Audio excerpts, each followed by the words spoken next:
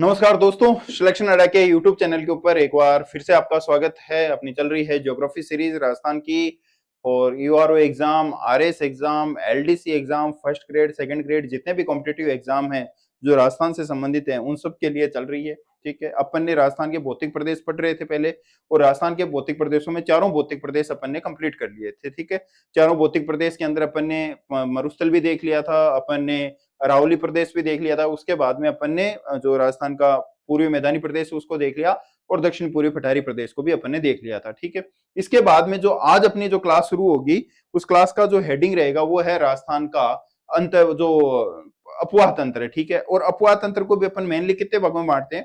तीन भागों में बांटते हैं। एक आंतरिक अपवाह, एक है बंगाल जो बंगाल की खाड़ी का अपवाह तंत्र और एक है अरब सागरीय अपवाह तंत्र। ठीक है, अब ये जो आंतरिक अपवाह तंत्र होता है इसका मतलब क्या होता है, तो इसके लिए मैं आपको शुरू करता हूं आज की ये क्लास और आपको बता दूं कि आंतरिक अपवाह तंत्र का मतलब क्या होता है। ठीक है, आंतरिक अपवाह तंत्र का मतलब ये होता है कि आंतरिक जो वो नदियां, राजस्थान की वो नदियां जो राजस्थान में बहती है लेकिन जो अपना पानी है वो ना तो कोई समुद्र को दे रही है, यानी ना तो वो दे रही है अरब सागर को दे रही है और ना ही वो किसको दे रही है, बंगाल की खाड़ी को दे रही है। ठीक है, मतलब वो राजस्थान से निकले या राजस्थान के बाहर से निकल के राजस्थान में आए लेकिन वो राजस्थान में या राजस्थान से बाहर जाके कहीं खत्म हो जाती है लेकिन अपना पानी किसी भी समुद्र को नहीं देती है। ठीक है, जैसे आपको बताते हैं। ठीक है, आज वापस बता देता हूं, आज का जो अपना टॉपिक होगा वो कौन सा होगा? आंतरिक अपवाह तंत्र की नदियां। ठीक है, आंतरिक अपवाह तंत्र की नदियां मतलब वो नदियां जो अपना पानी किसी भी समुद्र को नहीं दे रही है, ना वो अरब सागर को दे रही है ना वो बंगाल की खाड़ी को दे रही है, राजस्थान के अंदर ही वो कहीं ना कहीं क्या हो जाती है, विलुप्त हो जाती है। उन नदियों को क्या बोलते हैं? आंतरिक अपवाह तंत्र। आंतरिक मतलब राजस्थान के अंदर ही वो क्या हो रही है, खत्म हो रही है, इसलिए उसका नाम क्या पड़ गया? आंतरिक अपवाह तंत्र की नदियां पड़ गया। ठीक है, तो अपन इसको मैप के द्वारा देखते हैं। तो मैप के अंदर आप देखोगे, मान लो ये राजस्थान का क्या हो गया, ये राजस्थान का अपना प्यारा राजस्थान और ये अपने प्यारे राजस्थान का ये मैप हो गया। ठीक है, अब मान लो मैं एक बात करूं, एक नदी है, एक नदी है और उस नदी का नाम मैं आपको बोलूं कि ये नदी है, मान लो घग्गर नदी। कौन सी नदी है? घग्गर नदी है और ये घग्गर नदी भाई है यहाँ पे है। ठीक है, अब ये घग्गर नदी है, कौन सी नदी है?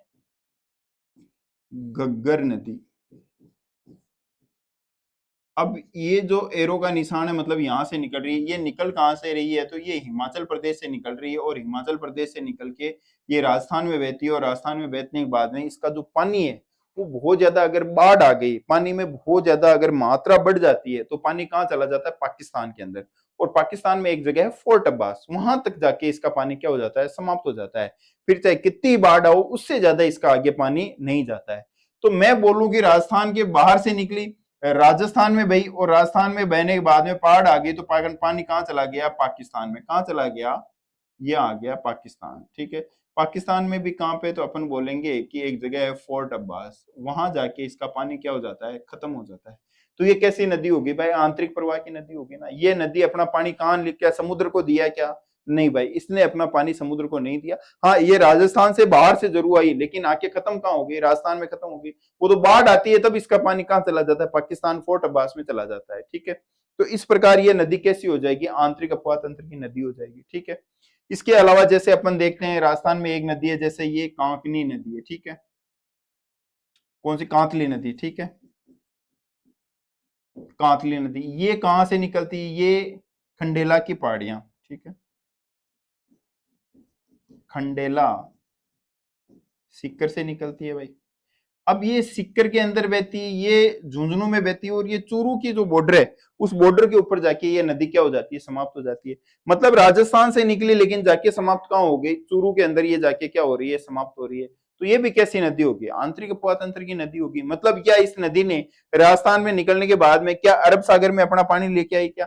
या ये नदी अपना पानी बंगाल की खाड़ी में लेके आई क्या? नहीं, ना तो इसने अपना पानी अरब सागर को दिया ना इसने अपना पानी बंगाल की खाड़ी को दिया। इस प्रकार ये नदी कैसी हो जाएगी? ये आंतरिक अपवाह तंत्र की नदियां हो जाएगी, जो अपन आगे डिटेल से पढ़ेंगे। ठीक है, तो फिलहाल में आपको जो मेन हेडिंग था वो आपको मैंने डिस्कस किया कि आंतरिक अपवाह तंत्र का नदियों का मतलब क्या होता है। ठीक है, तो अब आज की जो क्लास है उसके अंदर कुछ उससे पहले के जो बेसिक चीजें हैं वो आपको पता होनी चाहिए। जैसे कि जब पानी की बात आ रही है तो आपको यह भी पता होना चाहिए कि जल जीवन मिशन कब आया था, सॉरी, राजस्थान की जल नीति कब आई थी। तो आपको ध्यान रखना है कि राजस्थान सरकार की जो नवीनतम जल नीति है, एग्जाम में पूछ लेते हैं भाई नीतियां, तो राजस्थान की जो नवीनतम जल नीति है वो कब आई थी? 2010 में आई थी। ठीक है, एग्जाम में अगर कभी भी पूछ ले कि राजस्थान की नवीनतम जो लेटेस्ट वाटर पॉलिसी है वो कब आई, तो 2010 के अंदर राजस्थान की नवीनतम जल नीति आई थी।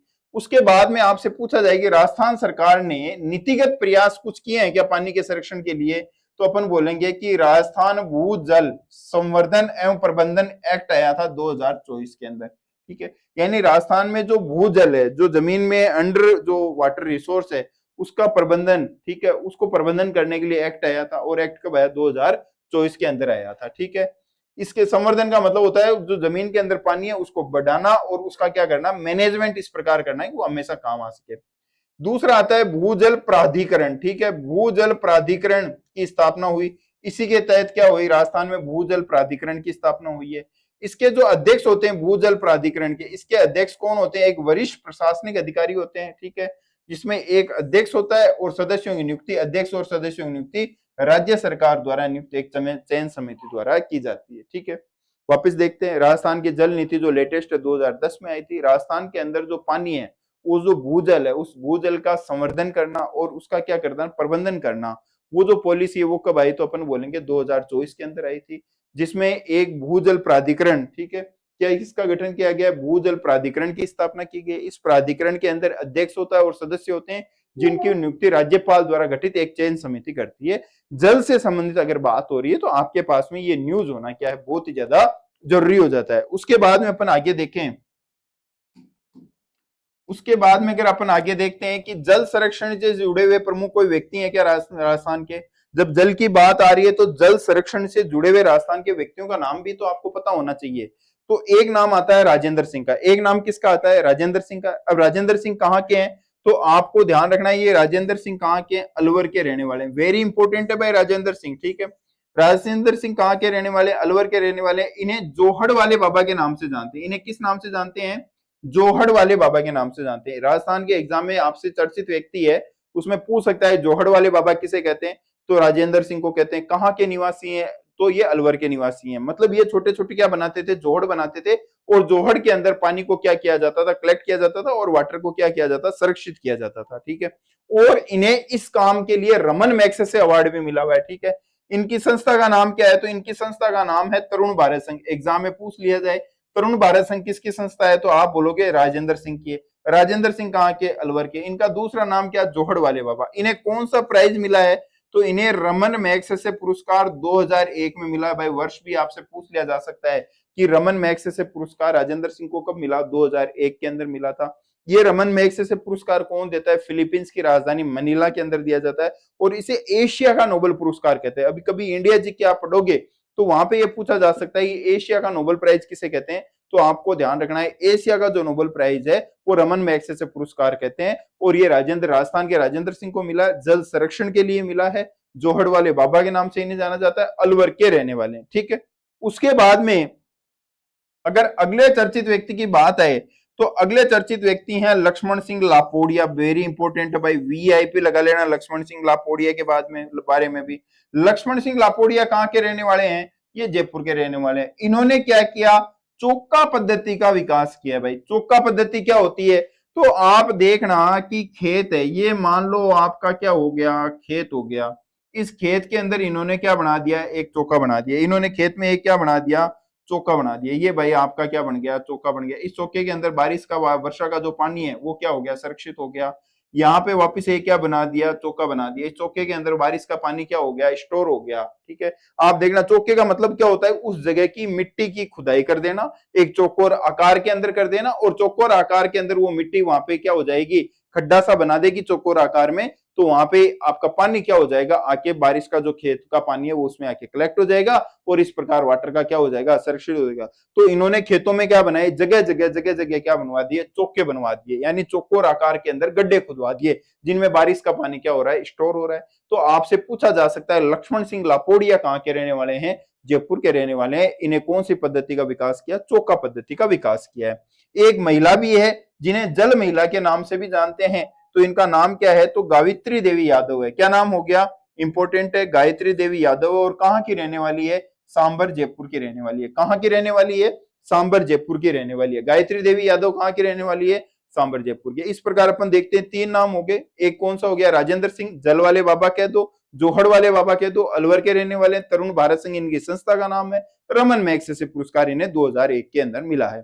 इसके अलावा अपन देखते हैं लक्ष्मण सिंह लापोडिया है, इन्होंने पानी को स्टोर करने के लिए क्या बनाई? चौका पद्धति बनाई थी। और ये कहाँ के रहने वाले? जयपुर के रहने। जयपुर की रहने वाली कौन है? तो गायत्री देवी यादव है, ठीक है। इन्हें जल महिला के नाम से भी जाना जाता है। ये तो हो गए अपने पानी से रिलेटेड सारी इंपॉर्टेंट फैक्ट अपन ने देख लिए, ठीक है। इसके अपन बाद में देखते हैं कि राजस्थान की अधिकांश जो नदियां हैं, मेनली जो मेजर जो मेन जो नदियां, मेन नदियां मतलब अगर राजस्थान में 100 नदियां हैं तो 100 में से 80 नदियां अपना पानी कहां लेके जा रही है? अंतः प्रवाह के अंदर। यानी राजस्थान की अधिकांश नदियां अपना पानी कैसे लेके जा रही है? अंतः प्रवाह। मतलब क्या वो अपना पानी किसी समुद्र को देती है? क्या नहीं देती। वो राजस्थान से निकल रही है, राजस्थान से बाहर से भी कहीं आती है तो राजस्थान में आते आते अपने क्या तोड़ देती है? प्राण तोड़ देती है, ठीक है। यानी खत्म हो जाती है वो नदियां।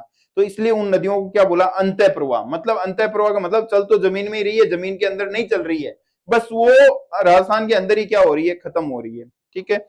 अब ये जो अरावली पर्वतमाला है, ये अरावली पर्वतमाला क्या करती है कि महान जल विभाजक रेखा का काम करती है। स्टेटमेंट वाला क्वेश्चन आएगा तो वहां पे ये आपसे स्टेटमेंट पूछा जा सकता है, राजस्थान की महान जल विभाजक रेखा कौन है?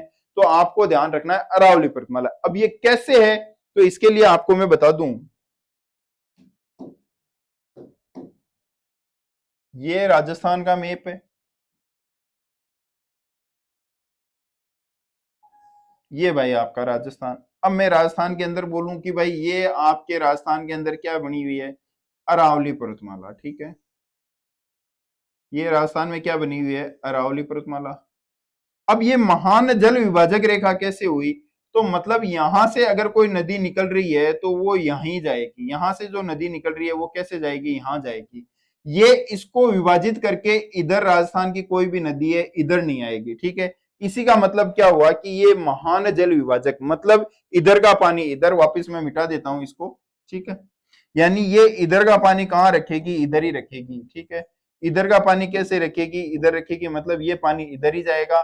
इधर से कोई नदी बह रही है तो इधर ही जाएगी, इधर से कोई नदी बह रही है तो इधर ही जाएगी, और इधर से कोई नदी बह रही है तो वो इधर जाएगी या इधर जाएगी, किधर भी जाओ। लेकिन ये जो लाइन है ये अरावली पर्वतमाला को क्रॉस करके इधर नहीं आएगी या इधर वाली क्रॉस करके उधर नहीं जाएगी।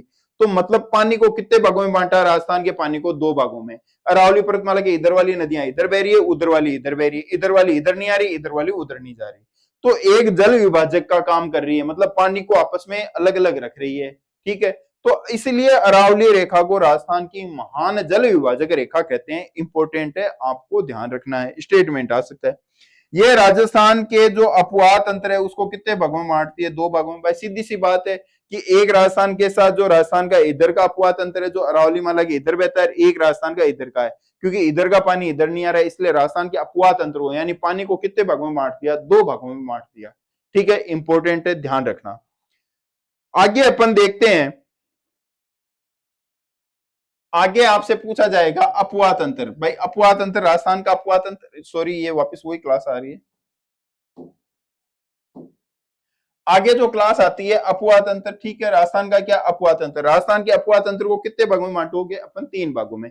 3 भागों में कैसे बांटा कि एक तो जो राजस्थान से निकली या राजस्थान के बाहर से आई लेकिन राजस्थान में आते आते वो क्या होगी? खत्म हो गई। तो वो कैसी होगी? आंतरिक अपवाह की नदी होगी। यानी राजस्थान में निकल के राजस्थान में खत्म होगी, आंतरिक अपवाह। राजस्थान से बाहर आके राजस्थान में खत्म हो रही है, आंतरिक अपवाह। राजस्थान से बाहर आके राजस्थान से अंदर चल के वापस कहीं बाहर जाके भी अगर समुद्र में नहीं मिल रही है तो भी कैसी हो जाएगी? आंतरिक अपवाह की नदी हो जाएगी। बाकी कुछ नदियां ऐसी है जो अपना पानी क्या लेके जाती है? अरब सागर में लेके जाती है। कुछ नदियां ऐसी है जो अपना पानी किसको लेके जाती है? तो अपन बोलेंगे वो अपना पानी मान लो बंगाल की खाड़ी को देती है। अब कैसे है इसको देखो, ये मान लो राजस्थान का, ये इंडिया का मैप है। इधर क्या है? तो इधर बोलोगे अरब सागर। इधर क्या है? अरब सागर। इधर क्या है? बंगाल की खाड़ी, ठीक है। इधर क्या है? बंगाल की खाड़ी। अब राजस्थान कहाँ पे है भाई इस पूरे नक्शे में? तो इस पूरे नक्शे के अंदर भाई ये रहा अपना, मान लो राजस्थान है। एक बार ऐसे ही मान लेना, थोड़ा राजस्थान को ज्यादा बड़ा कर दिया है, ठीक है। ये मान लो अपना क्या हो गया? ये अपना हो गया राजस्थान। अब मैं बोलूंगी यहां से एक नदी है जो चंबल नदी है, जिसको अपन जानते हैं एमपी से निकली राजस्थान में बहती हुई ये नदी, यहां से एक नदी आ रही है यमुना। ये नदी कौन सी है? यमुना। और ये नदी कौन सी है? चंबल। ठीक है। अब ये जो यमुना है, यमुना भी आगे क्या कर रही है? एक नदी है गंगा। ठीक है।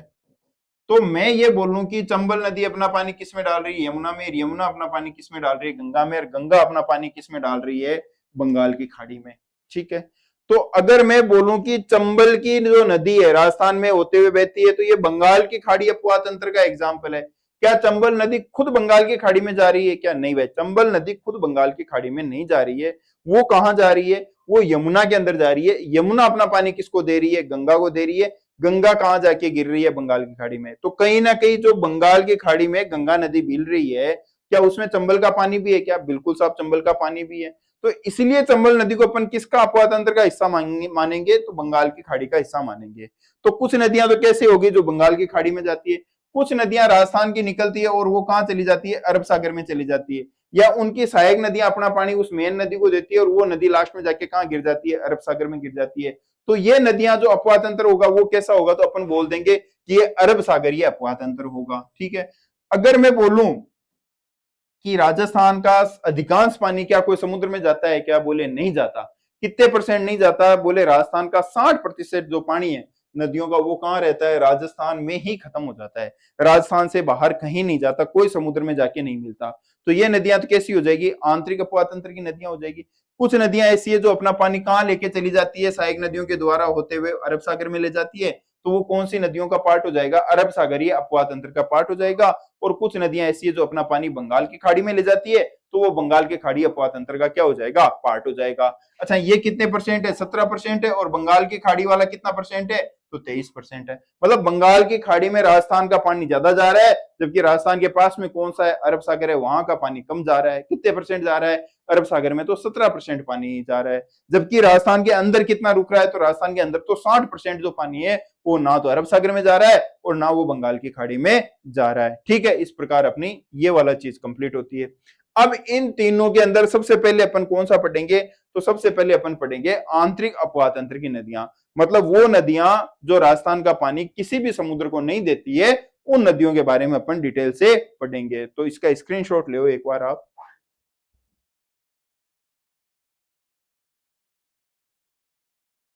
सबसे पहले अपन देखते हैं, तो सबसे पहले जो नदी आती है वो कौन सी आती है? घग्गर नदी। कौन सी नदी आती है? घग्गर नदी। घग्गर नदी का उद्गम कहां से होता है? तो अपन बोलेंगे कालका पहाड़ी शिवालिक हिमाचल प्रदेश से इसका उद्गम होता है। यानी जो घग्गर नदी है वो हिमाचल प्रदेश में कालका पहाड़ी शिवालिक जो क्षेत्र है, शिवालिक क्षेत्र में कालका पहाड़ी है, वहां से एक नदी निकलती है। और वो नदी हिमाचल से होते हुए कहां आती है? राजस्थान में एंटर करती है। अब राजस्थान में भी ये कहां से एंटर करती है, ये भी एग्जाम में पूछा हुआ है कि भाई राजस्थान में पहले सबसे पहले किस जिले में एंटर करती है? तो हनुमानगढ़ से वो क्या करती है? प्रवेश करती है। अच्छा, हनुमानगढ़ के अंदर भी वो कौन से गांव से प्रवेश करती है? तो आपको ये ध्यान रखना है, वो तलवाड़ा गांव से प्रवेश करती है। कौन से गांव से प्रवेश करती है? तलवाड़ा गांव से प्रवेश करती है। तलवाड़ा गांव के अंदर ये एक झील बनी हुई है जिसको क्या बोलते हैं? तलवाड़ा झील बोलते हैं। एग्जाम में ये भी झील पढ़ते हो तब आता है कि राजस्थान की खारे पानी की झीलें कौन सी है और मीठे पानी की झीलें कौन सी है। तो वहां पे आपको ध्यान रखना है, जो तलवाड़ा झील है वो कैसी है? खारे पानी की झील है। कहां पे स्थित है? तो अपन बोलेंगे हनुमानगढ़ में स्थित है। कैसे पानी की झील है? खारे पानी की झील है। अच्छा, ये राजस्थान की सबसे क्या है? नीची झील है। नीची झील का मतलब है कि ये अगर दूसरी झीलों से तुलना करो तो उन झीलों की तुलना में ये राजस्थान का क्या है, जो समुद्र तल से ऊंचाई है उसकी क्या है? कम है। तो ये राजस्थान की ये सबसे क्या है? नीची झील है।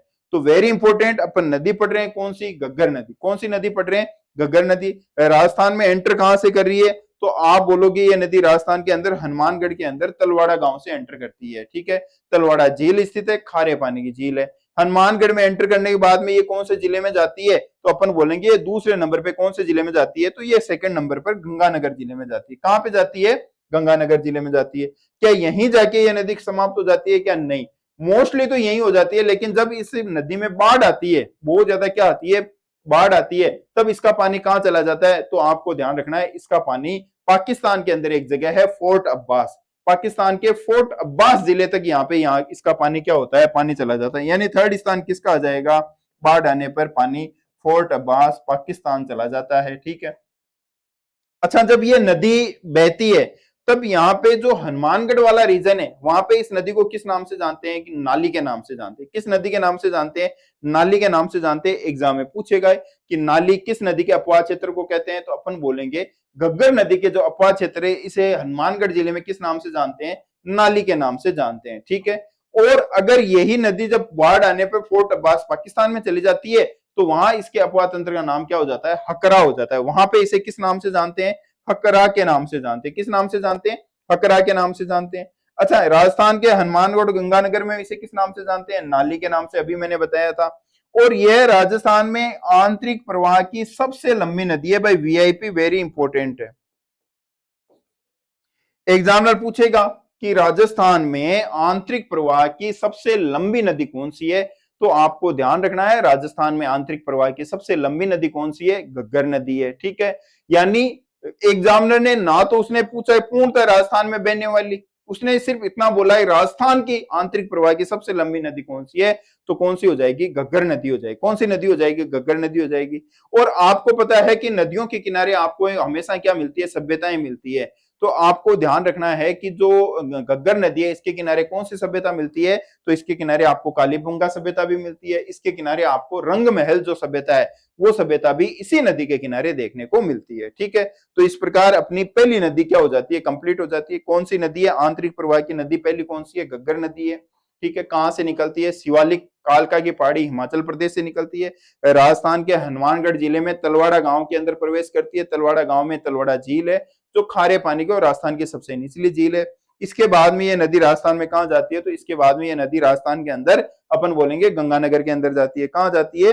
गंगानगर में जाती है। और गंगानगर के बाद में भी अगर इसमें कभी पानी बाढ़ आ जाते हैं तो ये पानी फोर्ट अब्बास पाकिस्तान तक चला जाता है और वहां इसे हकरा के नाम से जानते हैं, जबकि गंगानगर हनुमानगढ़ में इसे नाली के नाम से जानते हैं। और ये राजस्थान की आंतरिक प्रवाह की सबसे लंबी नदी है। ठीक है। इंपोर्टेंट ध्यान रखना, वाक्य वापिस आएगा ये लाइन सुनना। आंतरिक प्रवाह की राजस्थान की सबसे लंबी नदी कौन सी है? तो आप बोलोगे घग्गर नदी है। ठीक है। आंतरिक प्रवाह की सबसे लंबी नदी। ठीक। इसके किनारे सभ्यताएं कालीबंगा और रंग महल है। आगे बढ़ो।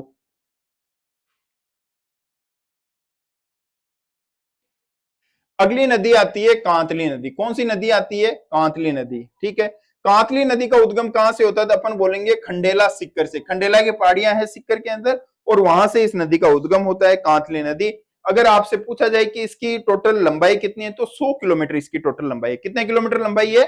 100 किलोमीटर इसकी टोटल लंबाई है। ठीक है। अब अगर अपन बात करें कि इसका जो अपवाह क्षेत्र है वो कौन कौन से हैं, तो आपको ध्यान रखना है सिक्कर में चलती है, ये झुंझुनू में चलती है और चूरू में जाके ये क्या हो जाती है? समाप्त हो जाती है। इसके अपवाह क्षेत्र को किस नाम से जानते हैं? तोरावाटी कह दो या तमरावाटी कह दो। तंवर यहाँ पे राजपूत होते थे, तमरावाटी भी कह दो। ठीक है। तंवर राजपूत शासन करते थे और तंवर राजपूत कौन सी नदी के किनारे वाले क्षेत्र में शासन करते थे? तो अपन बोलेंगे कि कांतली नदी के किनारे वाले क्षेत्र में शासन करते थे। इसलिए उस पूरे क्षेत्र को किस नाम से जान दिया? कि अपन ने बोल दिया तमरावाटी या तोरावाटी के नाम से। और इस रीजन के अंदर जो बोली बोली जाती है उसे भी अपन किस नाम से जानेंगे? तो उसे भी अपन तोरावाटी या तमरावाटी के नाम से जानेंगे। ठीक है। तोरावाटी या तमरावाटी। तो कांतली नदी का जो अपवाह क्षेत्र है उसे किस नाम से जानते हैं? तमरावाटी। कौन सी बोली बोली जाती है? तमरावाटी बोली बोली जाती है। कौन से जिलों में बहती है? अपन बोलेंगे झुंझुनू में, सॉरी सिक्कर में बहती है, फिर झुंझुनू में और फिर चूरू के अंदर ये खत्म हो जाती है। ठीक है। अगली जो इंपोर्टेंट लाइन आती है कि पूर्णतः राजस्थान में बहने वाली आंतरिक प्रवाह की सबसे लंबी नदी है। ठीक है। मतलब कहने का यह हुआ कि राजस्थान, पूर्णतः राजस्थान में बहने वाली आंतरिक प्रवाह की सबसे नदी है। अगर मैंने अभी आपको थोड़ी देर पहले बताया था घग्गर नदी, राजस्थान की आंतरिक प्रवाह की सबसे लंबी नदी कौन सी है? घग्गर नदी है। क्या मैंने उसमें पूर्णतः राजस्थान बोला था? क्या नहीं, मैंने ये बोला कि राजस्थान की आंतरिक प्रवाह की सबसे लंबी नदी कौन सी है? घग्गर नदी है। लेकिन फिर इसमें भी वही लाइन है, लेकिन इस लाइन में जोड़ कहां पे? पूर्णतः राजस्थान में। मतलब घग्गर नदी कहां से आ रही थी? हिमाचल प्रदेश से आ रही थी। ठीक है। तो वो बाहर से आ रही थी, राजस्थान में थोड़ी जन्मी थी, राजस्थान से शुरू थोड़ी हुई थी, नहीं, वो हिमाचल प्रदेश से आ रही थी। अगर ऐसी नदी जो राजस्थान में ही उत्पन्न हुई है और राजस्थान में ही जाके खत्म हो जाती है, ऐसी अंतर प्रवाह की नदी अगर बात करें तो उसमें सबसे लंबी नदी कौन सी है? तो आपको ध्यान रखना है उसमें सबसे लंबी नदी कौन सी हो जाएगी, घग्गर नदी, ये कांतली नदी हो जाएगी। क्यों हो जाएगी, क्योंकि ये राजस्थान के खंडेला से ही निकलती है और राजस्थान के चूरू जिले में ये खत्म हो जाती है, इसलिए इसको बोल दिया कि आंतरिक प्रवाह की राजस्थान की ये क्या हो गई है, सबसे लंबी नदी हो गई है। थोड़ा सा आपको ध्यान रखना है, एसी की ठंड ज्यादा हो रही है, मैं इसका टेम्परेचर थोड़ा कम कर देता हूं।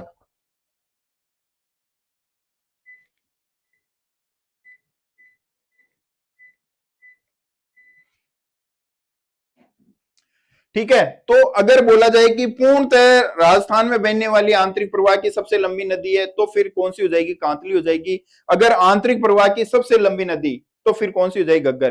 पूर्णतः शब्द आएगा तो कौन सी, कांतली, क्योंकि ये राजस्थान से निकलती है और राजस्थान में ही खत्म हो जाती है। ठीक है, इसके बाद में अगर बात करें कि ये जो कांतली नदी है इसके किनारे कौन सी सभ्यताएं मिलती है, तो आपको ध्यान रखना है, देखो ये आपके हिस्ट्री का क्वेश्चन भी मैं कवर करा रहा हूं कि गणेश्वर सभ्यता मिलती है, और गणेश्वर सभ्यता को क्या बोलते हैं, ताम्र संचयी सभ्यता बोलते हैं, ताम्र संचयी सभ्यता बोलते हैं। ठीक है, अगर आपसे कभी पूछ लिया जाए कि गणेश्वर सभ्यता किस प्रकार की सभ्यता है, तो आपको ध्यान रखना है गणेश्वर सभ्यता कहां पे है, तो अपन बोलेंगे सिक्कर के अंदर है। गणेश्वर सभ्यता कहां पे है, तो अपन बोलेंगे सिक्कर के अंदर है। और सिक्कर में गणेश्वर सभ्यता है, तो सिक्कर के पास में जिला कौन सा है, झुंझुनू। कौन सा जिला है, झुंझुनू। और झुंझुनू जिले के अंदर एक स्थान है, कौन सा स्थान है, उस स्थान का नाम है खेतड़ी। और खेतड़ी के अंदर क्या मिलता है, कॉपर। खेतड़ी में क्या मिलता है, कॉपर। कॉपर को क्या बोल दो, तांबा। ठीक है, तो आपको ध्यान रखना है कि झुंझुनू के पास में जिला कौन सा आ गया, तो अपन बोलेंगे सिक्कर। भाई सीमा टच कर रहा है, सिक्कर जिला, झुंझुनू जिला। झुंझुनू जिले में क्या मिल रहा है, खेतड़ी में कॉपर मिल रहा है। तो जो गणेश्वर सभ्यता है वो भी कैसी होगी, भाई अपन बोलेंगे कॉपर युगीन या ताम्र युगीन सभ्यता होगी। ठीक है, ऐसे तुक्के में भी याद रह सकता है अगर वैसे याद नहीं रहे कि सिक्कर के पास में कौन सा जिला है। सिक्कर के पास में जिला है भाई आपके, कौन सा जिला है, खेतड़ी। वो झुंझुनू, झुंझुनू में स्थान है खेतड़ी, और खेतड़ी में आपको क्या मिल रहा है, कॉपर मिल रहा है। तो इसलिए आप ये भी कह सकते हो कि ये जो सभ्यता है, कौन सी सभ्यता, गणेश्वर सभ्यता, ये कैसी सभ्यता हो गई, तो आप बोल दो कि ये आपके ताम्रयुगीन सभ्यता हो गई। अच्छा, राजस्थान के अंदर अगर दूसरी ताम्रयुगीन सभ्यताएं हैं तो क्या वहां पे शुद्धता ज्यादा है, या जो आपके सिक्कर वाली है इसमें शुद्धता ज्यादा है, तो आपको थोड़ा सा तुक्का है ये। आपको ये ध्यान रखना है कि सिक्कर किसके पास में, झुंझुनू, मतलब जहां उत्पादन हो रहा है तांबे का सर्वाधिक। लेकिन यहां से दूर जाओगे तो तांबे की क्या हो जाएगी, मात्रा में मिलावट बढ़ती जाएगी। तो जो सबसे, झुंझुनू के पास में सबसे पहला जिला कौन सा है, सिक्कर। तो मतलब सर्वाधिक शुद्ध तांबे के उपकरण भी आपको अगर पूछ लिया जाएगी कहां से मिले, तो आप बोलोगे सर्वाधिक शुद्ध तांबे के जो उपकरण है वो भी कहां से मिले हैं, तो वो कहां से मिले हैं, आपके खेतड़ी, इससे गणेश्वर सभ्यता से मिले हैं। ठीक है, और यही लाइन आपकी लिखी गई है। इसको ताम्र संचयी कहते हैं, ताम्र युगीन सभ्यताओं की क्या कहते हैं, जननी कहते हैं। और ये भी इंपॉर्टेंट है, किसने कहा, विजय कुमार ने कहा था। और यहाँ पे तांबे की जो शुद्धता है वो 99% तक शुद्ध है। भाई ये जो गणेश्वर सभ्यता है, इस गणेश्वर सभ्यता में जो तांबा मिला है वो कितने परसेंट तक शुद्ध है, बोले 99% तक प्योर है। यहाँ पे तांबे का तीर एग्जाम में पूछेगा, मछली पकड़ने का जो कांटा है वो कहां से मिला है, तांबे का तीर कहां से मिला है, तो आप बोलोगे कि जो गणेश्वर सभ्यता है, जो गणेश्वर सभ्यता से अपने को शुद्ध तांबा मिला है। ठीक है, दूसरा अपन ताम्र संचयी भी कहते हैं, ताम्र युगीन सभ्यताओं की जननी भी कहते हैं। ठीक है, और दूसरा क्या मिला, तांबे का तीर मिला है, और क्या मिला है, तो अपन बोलेंगे मछली पकड़ने का क्या मिला है, कांटा मिला है। इसी के पास में आपको एक सभ्यता मिलती है, उस सभ्यता का नाम क्या है, तो उस सभ्यता का नाम है सुनारी सभ्यता। और सुनारी सभ्यता कहां पे, झुंझुनू में। सुनारी सभ्यता कहां पे, झुंझुनू में। आपको ध्यान रखना है झुंझुनू में कॉपर निकल रहा है, लेकिन झुंझुनू खुद में कॉपर युगीन सभ्यता नहीं है। झुंझुनू में कौन सी सभ्यता है, लोह युगीन सभ्यता है। सभ्यता का नाम क्या है, सुनारी। और आपको यह भी ध्यान रखना है दोस्तों, क्या ध्यान रखना है, आपको यह भी ध्यान रखना है कि ये जो आपके क्या नाम है, झुंझुनू है कौन सी सभ्यता, सुनारी। लेकिन अपना सुनार क्या है, खोटा है। और अपना सुनार, सुनार किसका काम करते हैं, सोने का काम करते हैं। लेकिन अपना सुनार क्या है, खोटा है। और अपना सुनार किसका काम कर रहा है, लोहे का काम कर रहा है। तो जो सुनारी सभ्यता है वो कौन सी सभ्यता हो जाएगी, लोह युगीन सभ्यता हो जाएगी। कौन सी सभ्यता हो जाएगी, लोह युगीन सभ्यता हो जाएगी। सुनारी सभ्यता कैसी हो जाएगी, लोह युगीन सभ्यता है। इंपॉर्टेंट है भाई, ध्यान रख लेना, कंफ्यूज मत होना। ठीक है, गणेश्वर सभ्यता झुंझुनू के पास में, इसलिए ये कैसी होगी, ताम्र युगीन होगी। पास में इसलिए शुद्धता ज्यादा है, ताम्र संचयी बोल दो, अपन बोल दो ताम्र युगीन सभ्यताओं की जननी कह दो।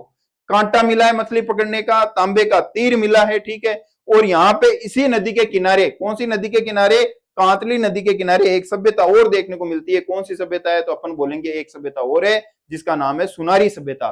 है सुनारी झुंझुनू में, लेकिन सुनार अपना खोटा है, काम किसका कर रहा है, लोहे का काम कर रहा है। तो इस प्रकार अपनी ये सभ्यता भी क्या हो जाती है, या ये नदी भी अपनी क्या हो जाती है, कंप्लीट हो जाती है। उम्मीद कर रहा हूं आपको ये क्लास पसंद आई होगी। अगर अच्छी लगती है तो लाइक शेयर कमेंट जरूर करना। क्लास लंबी हो रही है इसलिए मैं इस क्लास को यहीं समाप्त करता हूं। बाकी अपन आगे से कल से अपन देखेंगे आगे क्लास। ठीक है, जय हिंद।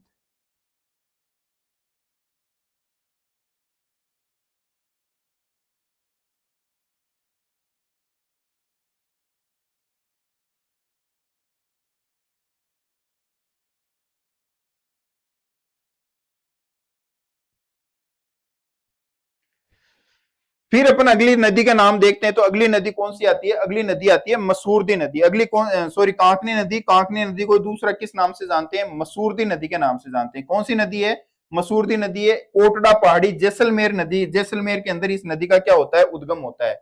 अगली नदी कौन सी, वो भाई पहले जो अपन ने पढ़ी थी, वो पहले वाली नदी कौन सी थी, कांतली नदी थी। और ये कौन सी है, काकनी नदी है। कौन सी नदी है, काकनी नदी है। तो आपको ध्यान रखना है ये कैसी नदी होगी, काकनी नदी होगी। इसी का दूसरा नाम क्या है, मसूरदी नदी है। कौन सी नदी है, मसूरदी नदी है। और अगर बात करें कि इस नदी का उद्गम कहां से होता है, तो अपन बोलेंगे कोटड़ा की पहाड़ी, जैसलमेर में एक जगह है। जैसलमेर में जगह नाम क्या है, कोटड़ा की पहाड़ी, जहां से इस नदी का क्या होता है, उद्गम होता है। ठीक है। और उसके बाद में ये जो नदी है, ये नदी आपके कहां जाती है, तो आपको ध्यान रखना है जैसलमेर के अंदर ही, जैसलमेर में ही उद्गम हुई। और जैसलमेर के अंदर ही एक जगह है, और उस जगह का नाम क्या है, बुझ झील। कौन सी झील है, बुझ झील। जहां जाके ये झील बुझ जाती है। कौन सी झील, यानी समाप्त कहां होती है, बुझ झील के अंदर होती है। और बुझ झील कैसी है, मीठे पानी की झील है, जैसलमेर के अंदर। ठीक है।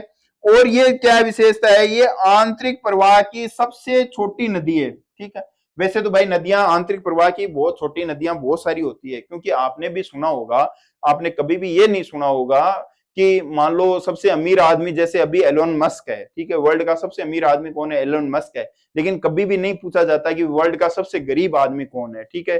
तो वैसे ही सबसे जो लंबी नदी है उसके बारे में जरूर पूछा जाएगा, लेकिन सबसे छोटी नदी के बारे में नहीं पूछा जाएगा। लेकिन प्रोमिनेंट जो आपकी नदियां हैं उसके अंदर सबसे छोटी नदी में कौन सी नदी का नाम आता है, आंतरिक प्रवाही में, तो सबसे छोटी नदी कौन सी आती है, आपके कांतली नदी आती है, कांकनी नदी आती है। कांकनी नदी को क्या बोलते हैं, मसूरदी नदी बोलते हैं। ये आपके कोटला एक पहाड़ी जैसलमेर से उद्गम होता है। और बुद्ध झील जो जैसलमेर के अंदर है, मीठे पानी की है। इंपॉर्टेंट है भाई, ये कैसी झील है, मीठे पानी की है भाई, ध्यान रख लेना कैसी है, मीठे पानी की झील है। और वहां जाके ये नदी क्या हो जाती है, समाप्त हो जाती है। कहां समाप्त हो जाती है, बुद्ध झील के अंदर। और ये आंतरिक प्रवाह की सबसे छोटी नदी है। आंतरिक प्रवाह की सबसे लंबी नदी कौन सी है, घग्गर नदी है।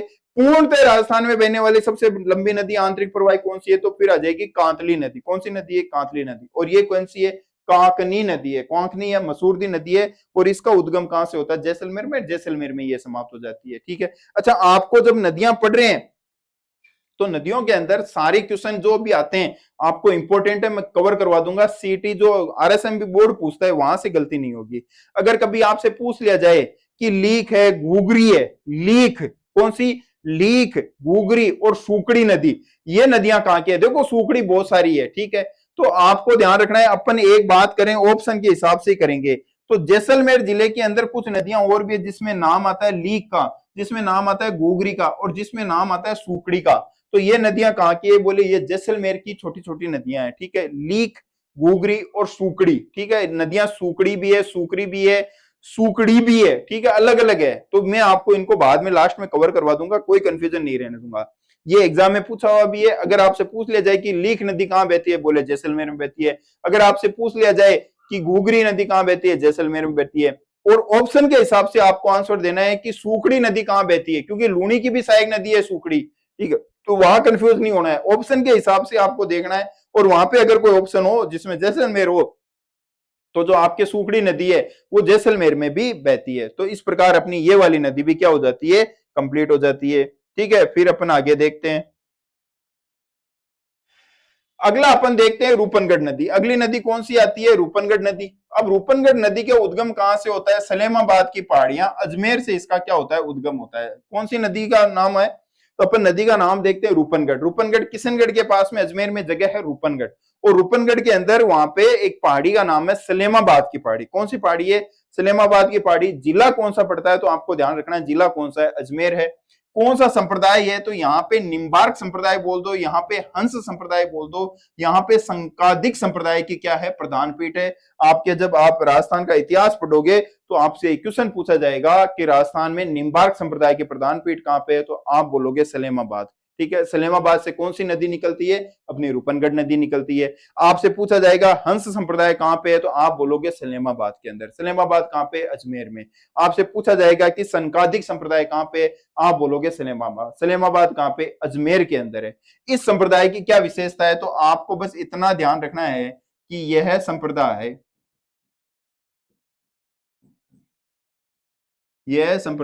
राधा को कृष्ण की पत्नी मानकर पूछता है। ठीक है, राधा को कृष्ण की पत्नी मानकर पूछता है। ठीक है, यानी ये राधा को कृष्ण की प्रेमिका मानकर नहीं पूछते हैं। इनके मंदिर में जो राधा की मूर्ति होती है कृष्ण भगवान के साथ में, वो कृष्ण की पत्नी के रूप में मानकर पूछते हैं। और ये एग्जाम में पूछा भी है कि राजस्थान का वह कौन सा संप्रदाय है जो राधा को कृष्ण की पत्नी के रूप में मानकर पूजा करता है। तो आपको ध्यान रखना है, निम्बार्क संप्रदाय बोल दो, आप चाहे हंस संप्रदाय बोल दो, या आप चाहे संकादिक संप्रदाय भी इसे बोल सकते हो। बात एक ही है, कहां पे है, अजमेर के अंदर है। अच्छा, इसके अलावा एक चीज और ध्यान रखना कि ये जो जगह है, कौन सी जगह है, सलेमाबाद। कौन सी जगह, सलेमाबाद। अगर बात करें कि ये जो सलेमाबाद जगह है, इस सलेमाबाद जगह के अंदर अगर इसका नाम सलेमाबाद क्यों पड़ा, ठीक है, इसका नाम सलेमाबाद क्यों पड़ा, तो आपको ध्यान रखना है कि एक बार अकबर का जो बेटा था, कौन था, अकबर। ठीक है, अकबर के पुत्र का नाम, अकबर का पुत्र था, अकबर के पुत्र का बचपन का नाम क्या था, सलीम। और सलीम का ये बचपन का नाम क्या, बड़ा होके इसका नाम क्या पड़ा, जहांगीर। यानी ये जहांगीर के नाम से राजा हुआ। ठीक है, तो हुआ ये था कि जो अकबर है वो ख्वाजा मोइनुद्दीन चिश्ती के आपके जो दरगाह है अजमेर के अंदर, उसका बड़ा परम भक्त था अकबर। और अकबर का जो बेटा था वो भी कहते हैं कि सलेमाबाद, ये जो ख्वाजा मोइनुद्दीन चिश्ती है, इनकी देन से ही हुआ था। तो जो खाना जो सलीम है, वो सलीम ख्वाजा मोइनुद्दीन की चिश्ती की दरगाह के ऊपर भी आता रहता था। तो एक बार ऐसे कहते हैं कि सर्दियों का टाइम था और सर्दियों के टाइम के अंदर सलीम आ रहा था आपके कहां पे, अजमेर के अंदर। ठीक है, अजमेर आ रहा था और रात बहुत ज्यादा क्या हो गई थी, गहरी हो गई थी। अजमेर पहुंचने वाले थे। हुआ ये कि रस्ते के अंदर ये जो आपके सलेमाबाद जगह है, कौन सी, सलेमाबाद अजमेर वाली जगह है, इस जगह पे पहुंचे तो जो सलीम की सेना और सलीम साथ में चल रहे थे, तो देखा कि एक जो हिंदू जो संप्रदाय है उसमें नागा साधु होते हैं। ठीक है, आपने देखे होंगे, कुंभ के मेले में भी आते हैं। तो नागा साधु वहां पे क्या कर रहे थे, तपस्या कर रहे थे। और तपस्या किस पे कर रहे थे, धूणे पे बैठ के कर रहे थे। साधुओं का धूणा होता है, धूणा जिसके अंदर फायर अल्टर होता है, जिसमें आग जली हुई होती है, उसमें एक चिमटा होता है, लकड़ी जलती रहती है, और वो वहां पे बैठ के क्या करते हैं, तपस्या करते हैं। तो घनघोर सर्दी की रात थी, भयंकर सर्दी पड़ रही थी। ठीक है, और हुआ ऐसे कि नागा साधु वहां पे क्या कर रहे थे, तपस्या कर रहे थे, नंगे थे, कड़कड़ाती सर्दी पड़ रही थी। सलीम वहां पे उनके दर्शन करने के लिए रुक गया उत्सुकतावश। और सलीम ने देखा कि यार महाराज जी क्या बैठे हैं, बिल्कुल नंग दड़ंगे, भयंकर सर्दी पड़ रही है, इनको सर्दी लग रही होगी। तो सलीम के पास में कोई ईरान से लाया हुआ बहुत ही ज्यादा क्या था, प्रीसियस एक दुसाला था। दुसाला मतलब एक शोल था, और शोल बड़ा ही महंगा था और ईरान से लाया गया था। उस शोल के ऊपर हीरे मोती जड़े हुए थे। क्या जड़े हुए थे, हीरे मोती जड़े हुए थे। और हुआ ये कि सलीम ने क्या निकाला, वो सोल उतारा, और सोल उतार के जो नागा साधु थे, उन नागा साधु को उन्होंने वो क्या कर दिया, उड़ा दिया। भाई इनको क्या नहीं लगे, सर्दी नहीं लगे। ठीक है, अब जब नागा साधु ने वो जब सोल ओढ़ा हुआ देखा, कौन सा, दूसरा जिसमें हीरे मोती लगे हुए हैं, अरे भाई साधु है। अब जो आजकल के साधु नहीं, जो उस जमाने के साधु थे वो अलग होते थे। उन्हें कौन से हीरे मोती की परवाह, उन्हें कौन से राजा महाराजा की परवाह। तो उन्होंने क्या किया, उन्होंने जो सोल है, जो महंगा ईरान से लाया हुआ सलीम का सोल था, उस जो धूना चल रहा था, जो धूना जो आग जलती है, फायर अल्टर होता है, उसके अंदर वो सोल डाल दिया। ठीक है, और सोल डाल दिया तो जाहिर सी बात है, आग में जाएगा तो वो सोल क्या होगा, जल जाएगा। अब सलीम पास में बैठा है और सलीम ये सारी हरकतें देख रहा है साधु महाराज की। ठीक है, अब वो पुराने जमाने के साधु, तो उन्होंने सलीम को कोई भाव नहीं दिया। और सलीम बैठा बैठा मन में सोच रहा है कि यार साधु महाराज, आपको अगर ये सोल नहीं ओढ़ना था तो मुझे वापस दे देते। ठीक है, मैंने कितनी मुश्किल से ईरान से मंगाया। भाई आज के टाइम में तो ऑर्डर करो, फ्लाइट में बैठ के 2 मिनट में आ जाएगा, उस जमाने में आने में बहुत टाइम लगता था, तो बहुत महंगा सोल था। तो सलीम मन ही मन कर रहा है कि अरे यार महाराज, इससे अच्छा तो आप ये सोल मुझे वापस दे देते, और आप जब ये वापस दे देते तो मैं इसे ओढ़ लेता। ठीक है, आपको नहीं ओढ़ना था तो कोई बात नहीं है। अब महाराज जी चूंकि क्या थे, अंतर्यामी थे, जो साधु महात्मा थे वो बड़े ही क्या थे, पहुंचे हुए थे, और साधु महात्मा ने सलीम की वो बात सुन ली, मन ही मन में सलीम की बोली हुई बात को, उनके अंतर मन की बात को जान लेना। तभी तो अपन कहते हैं कि अरे महाराज आप तो बड़े क्या अंतर्यामी, अंतर्यामी मतलब कि आप मेरे मन में क्या चल रहा है वो आप जान लोगे। ठीक है, हालांकि आजकल के नहीं होते लेकिन वो होते थे। तो उन्होंने क्या किया, सलीम की बात को जान के, और उस जो चिमटा है, साधु महाराजों के पास में एक चिमटा होता है बड़ा सारा, उस चिमटे के अंदर वो डाला आग के अंदर, और उसमें से सलीम का जो सोल है वो निकाल के क्या रख दिया, बाहर रख दिया। जो आग में जल गया था वो सोल बिल्कुल एज इट इज एकदम नया ब्रांड वापस वापस आके आग के बाहर रख दिया गया।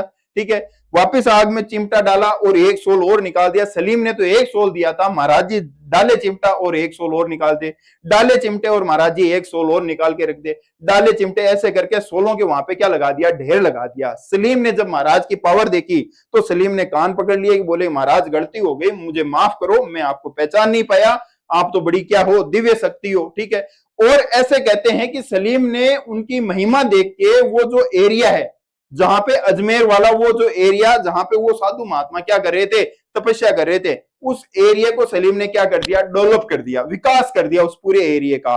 और जब सलीम ने विकास किया, सलीम बचपन का नाम है जहांगीर का, और सलीम ने विकास किया, इसलिए इस एरिया का आज भी नाम आपको क्या मिलेगा, सलेमाबाद। सलीम के द्वारा विकास किया गया, सलीम के द्वारा आबाद किया गया, इसलिए इसका नाम क्या पड़ गया, सलेमाबाद। तो मैं आपको कहना चाहता हूं कि सलेमाबाद की पहाड़ियां कहां पे है, अजमेर में, और सलेमाबाद की पहाड़ियों से कौन सी नदी निकलती है, रूपनगढ़ नदी निकलती है। और इन्हीं सलेमाबाद की पहाड़ियों के अंदर एक संप्रदाय है, निम्बार्क संप्रदाय, हंस संप्रदाय या संकादिक संप्रदाय। ठीक है, वहां से एक आपको संप्रदाय जो राधा को कृष्ण की पत्नी के रूप में मानता है, यह भी आपको देखने को मिलता है। ठीक है, आ जाओ। इसके अलावा ये जो नदी है, रूपनगढ़ नदी, भाई ये राजस्थान में खत्म हो रही है, और ये कौन सी झील में जाके गिर रही है, तो ये सांबर झील है। ठीक है, सांबर झील के अंदर ये जाके क्या हो जाती है, खत्म हो जाती है। वर्तमान के अंदर सांबर झील कौन कौन से जिलों में, तो सांबर झील अजमेर में है, इसका विस्तार, इसका अजमेर में भी है, इसका विस्तार सांबर झील का जयपुर जिले में भी है, और इस झील का विस्तार डीडवाना कुचामन जिला, जो नागौर से अलग होकर बना है, पहले ये नागौर जिले में फैली होती थी, अब नागौर अलग हो गया, तो डीडवाना कुचामन यानी 3 जिलों में सांबर झील फैली हुई है। कौन कौन से, अजमेर जिले में, और कौन सा, और आपका जयपुर जिला, और कौन सा, डीडवाना कुचामन जिले, 3 जिलों में ये झील क्या हुई है, फैली हुई है। ठीक है, अगली नदी आती है आपके कौन सी, साबिया साहबी नदी। कौन सी नदी, साबिया साहबी नदी। कहां से निकलती है, तो सह से साबिर, सह से ही सेवर की पहाड़ियां, और सेवर की पहाड़ियां कहां पे है, आपके जयपुर में। सेवर की पहाड़ियां कहां पे है, तो जयपुर में। और जयपुर में कौन सी नदी का उद्गम होता है, साबिया साहबी नदी का उद्गम होता है। अपवाद क्षेत्र कौन सा है, तो बोले कोटपुतली बहरोड जिला। ठीक है, अपवाद क्षेत्र कौन सा होगा, कोटपुतली बहरोड जिला, खेरतल तिजारा जिला। नए राजस्थान के हिसाब से कोटपुतली बहरोड जिले में बहती है, खेरतल तिजारा जिले में बहती है। एग्जाम में ये क्वेश्चन आया हुआ है, एज इट इज आपको बता रहा हूं। ठीक है, वेरी इंपॉर्टेंट है कि वह कौन सी नदी है जो वर्षा काल में अपनी विनाश लीला के लिए जानी जाती है। कौन सी नदी होगी, साबी नदी या साहबी नदी होगी। साबी या साबी नदी किसके लिए जानी जाती है, तो वर्षा काल में अपनी विनाश लीला के लिए जानी जाती है। किसके लिए जानी जाती है, वर्षा काल में अपनी विनाश लीला के लिए जानी जाती है। मतलब जब वर्षा होती है तो ये नदी क्या करती है, बहुत ज्यादा विनाश करती है। विनाश कैसे करती है, मतलब इसके पानी में बहुत ज्यादा क्या आती है, बाढ़ आती है। क्या आती है, बाढ़ आती है, और बाढ़ आने की वजह से ये क्या होती है, आसपास के घरों को, खेतों को क्या करती चलती है, नष्ट करती चलती है। अब जब ये नदी इतना ज्यादा क्या कर रही है, बाढ़ लेके आ रही है, तो कोई राजा होगा इसके ऊपर क्या बना देगा, बांध बना देगा। बांध बनाने से क्या होगा, नदी की रफ्तार धीरे हो जाएगी, और उससे होने वाला जो विनाश है वो भी क्या हो जाएगा, कम हो जाएगा। तो कहने का मतलब ये है कि आपको ध्यान रखना है, एग्जाम में ये भी क्वेश्चन पूछा गया है, वेरी इंपॉर्टेंट फैक्ट है भाई। अकबर ने किस नदी पर बांध बनाने का असफल प्रयास किया था, तो अकबर ने साबी या साहबी नदी पर बांध बनाने का क्या किया था, असफल प्रयास किया था। तो आप थोड़ा सा ये देख लो कि साबी या साबी नदी, अकबर को साफ समझ लो, एग्जाम में याद करने के लिए। तो साहब कौन, अकबर, और अकबर ने कौन सी नदी पर बांध बनाने का प्रयास किया, साबी पर। असफल प्रयास क्यों, तो असफल प्रयास का मतलब यह हुआ कि भाई सीधी सी बात है कि नदी के ऊपर क्या हुआ, बांध तो बनाना चाहा, लेकिन इतना ज्यादा पानी आएगा बांध को तोड़ के निकल गई। तो बांध मतलब सक्सेस नहीं हुआ। तो एग्जाम में ये भी पूछा जाएगा कि अकबर ने किस नदी पर बांध बनाने का असफल प्रयास किया, तो आपको ध्यान रखना है साबी या साहबी नदी पर बांध बनाने का क्या किया है, असफल प्रयास किया है। अच्छा, अब जब अपन एक मूवी देखते हैं जोधा अकबर, ठीक है, कौन सी मूवी देखते हैं, जोधा अकबर, तो मतलब अकबर आ रहा है तो उसके साथ में जोधा का नाम आता है। तो यहाँ पे आपको ट्रिक से याद रखना है कि साबी या साबी नदी, किसने अकबर ने बांध बनाने का असफल प्रयास किया, अकबर ने। तो अकबर की वाइफ का नाम क्या था, जोधा, अपन जो मूवी में पढ़ते हैं, ठीक है। तो जोधा नाम से याद रखना जोधपुरा सभ्यता, कौन सी सभ्यता है, जोधपुरा सभ्यता। कहां पे है, तो अपन बोलेंगे कोटपुतली बहरोड जिले के अंदर स्थित है। कौन सी नदी के किनारे है, तो आप बोलोगे साबी या साहबी नदी के किनारे है। कौन सी नदी के किनारे है, तो आप बोलोगे साबी या साबी नदी के किनारे जो सभ्यता मिलती है उसे किस नाम से जानते हैं, जोधपुरा सभ्यता। और जो जोधा होती है वो जोधा क्या पहनती है, हाथी दांत का चूड़ा पहनती है जब शादी होती है तब।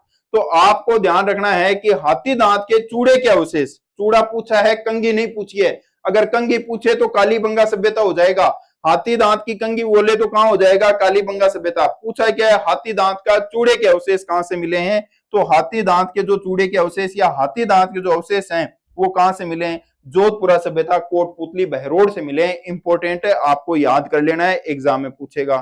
ठीक है, वापस बता देता हूं, साबिया, साबी नदी, सह से साबी, सह से सेवर की पहाड़ियां, जयपुर। ठीक है, अगर अपन बात करेंगे वर्षा काल में विनाश लीला के लिए कौन सी जानी जाती है, साबी नदी जानी जाती है। ठीक है, अकबर ने बांध बनाने का असफल प्रयास कौन सी नदी पे किया, साबी नदी के ऊपर किया था। ठीक है, और आपको ध्यान रखना इसके किनारे कौन सी सभ्यता, जोधपुरा सभ्यता। ठीक है, जोधपुरा सभ्यता अभी कहां पे, तो कोटपुतली बहरोड जिले के अंदर है। और यहाँ पे क्या मिले थे, हाथी दांत के चूड़े या हाथी दांत के अवशेष यहाँ से मिले। इंपॉर्टेंट है भाई, ध्यान रख लेना।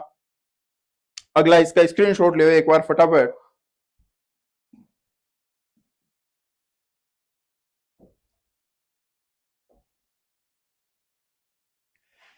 अगला देख लेते हैं कौन सी नदी आती है, रूपा रेल नदी। कौन सी नदी है, रूपा रेल नदी। भाई वेरी इंपॉर्टेंट है, रूपा रेल नदी एग्जाम में छपने वाली नदी है। कैसी नदी है, एग्जाम में छपने वाली नदी है। कौन सी नदी, रूपा रेल नदी। अब रूपा रेल नदी का दूसरा नाम पूछे तो आपको ध्यान रखना है, वराहा नदी भी कहते हैं। कौन सी नदी कहते हैं, वराहा नदी भी कहते हैं, लसावरी नदी भी कहते हैं। ये अभी आपके फर्स्ट ग्रेड का एग्जाम हुआ था, उसके एग्जाम के अंदर क्वेश्चन आया था। ठीक है, कि लसावरी नदी किस नदी को कहते हैं, तो आपको ध्यान रखना है रूपा रेल नदी को। ठीक है, रूपा रेल नदी का दूसरा नाम क्या है, वरा नदी। तीसरा नाम क्या है, लसावरी नदी है। कौन सी नदी है, लसावरी नदी है। अच्छा, राजस्थान के जो भौतिक प्रदेश मैंने आपको पढ़ाए थे, तो उसमें मैंने राजस्थान की प्रमुख पर्वत चोटियां पढ़ाई थी। तो मैंने आपको बोला था कि उदयनाथ की पहाड़ी उदयपुर नहीं है। उदयनाथ की पहाड़ी कहां पे नहीं है, उदयपुर नहीं है। तो उदयनाथ की पहाड़ी कहां पे है, तो अलवर में है। तो रूपारेल जो नदी है, उस रूपारेल नदी का उद्गम कहां पे होता है, तो अलवर में होता है। कौन सी पहाड़ी से, ये रहा उद्गम। और उदयनाथ की पहाड़ी, ठीक है, कहां पे, अलवर में। कौन सी नदी का उद्गम होता है, रूपारेल नदी का। रूपारेल नदी का दूसरा नाम क्या है, वरा नदी। तीसरा नाम क्या है, लसावरी नदी। कौन सी नदी है, लसावरी नदी, जो इसका उद्गम होता है। ठीक है, अगर आपसे पूछे उदयनाथ की पहाड़ी उदयपुर में नहीं है, तो फिर उदयपुर में कौन सी पहाड़ी है, उदयपुर में बहुत सारी है, लेकिन फिर भी आपको यहाँ पे नाथ से याद रखना है। यहाँ उदयनाथ है तो उदयपुर में कौन सी होगी, कमलनाथ की पहाड़ी। उदयपुर में कौन सी होगी, कमलनाथ की पहाड़ी। बस इतना ध्यान रखना है, उदयनाथ की पहाड़ी उदयपुर नहीं है। उदयनाथ की पहाड़ी कहां पे, अलवर में। तो उदयपुर में कौन सी है, कमलनाथ की पहाड़ी है। ठीक है, ये विलीन कहां हो जाती है भाई, ये नदी अंत प्रवाह की नदियां पढ़ रहे हैं तो डीग जिला जो राजस्थान में नया जिला बना है, ठीक है, डीग जिले में ये नदी क्या हो जाती है, खत्म हो जाती है। कौन से जिले में खत्म हो जाती है, डीग जिले में खत्म हो जाती है। इसी जो नदी है, इस नदी के किनारे एक जो झील बनी हुई है, और इस झील का नाम क्या है, मोती झील। और मोती झील कहां पे है, भरतपुर में। और इसके निर्माता कौन होंगे, तो राजा सूरजमल होंगे। मोती झील के निर्माता कौन होंगे, तो आपको ध्यान रखना है, मोती झील के निर्माता कौन होंगे, राजा सूरजमल। ठीक है, मोती झील पढ़ रहे हैं, मोती झील के निर्माता कौन है, तो राजा सूरजमल है। कौन सी नदी के किनारे हैं, तो आपको ध्यान रखना है, रूपारेल नदी के किनारे है। ठीक है, ये जो झील है, एग्जाम में ये क्वेश्चन पूछा हुआ है, वहां से ये मैंने उठाया है कि नील हरित शैवाल के उत्पादन के लिए प्रसिद्ध झील कौन सी है, तो आप बोलोगे मोती झील है। एग्जाम में पूछा हुआ है राजस्थान की वह कौन सी झील है जो ब्लू ग्रीन एल्गी के प्रोडक्शन के लिए प्रसिद्ध है, तो आप बोलोगे मोती झील है। और मोती झील कहां पे है, भरतपुर के अंदर है। बनाया किसने था, तो सूरजमल ने। किसने बनाया था, सूरजमल ने बनाया था। सूरजमल ने ही इससे एक नहर निकाली थी, सुजान गंगा नहर। सूरजमल ने इसे एक जो नहर निकाली थी वो कौन सी है, सुजान गंगा नहर, जिसका पानी लोहागढ़ दुर्ग, लोहागढ़ दुर्ग कहां पे भाई, भरतपुर, लोहागढ़ दुर्ग। अब ये जो लोहागढ़ का किला है, इस लोहागढ़ के किले के चारों तरफ पानी की क्या मिल रही है, एक जो खाई मिल रही है, ठीक है।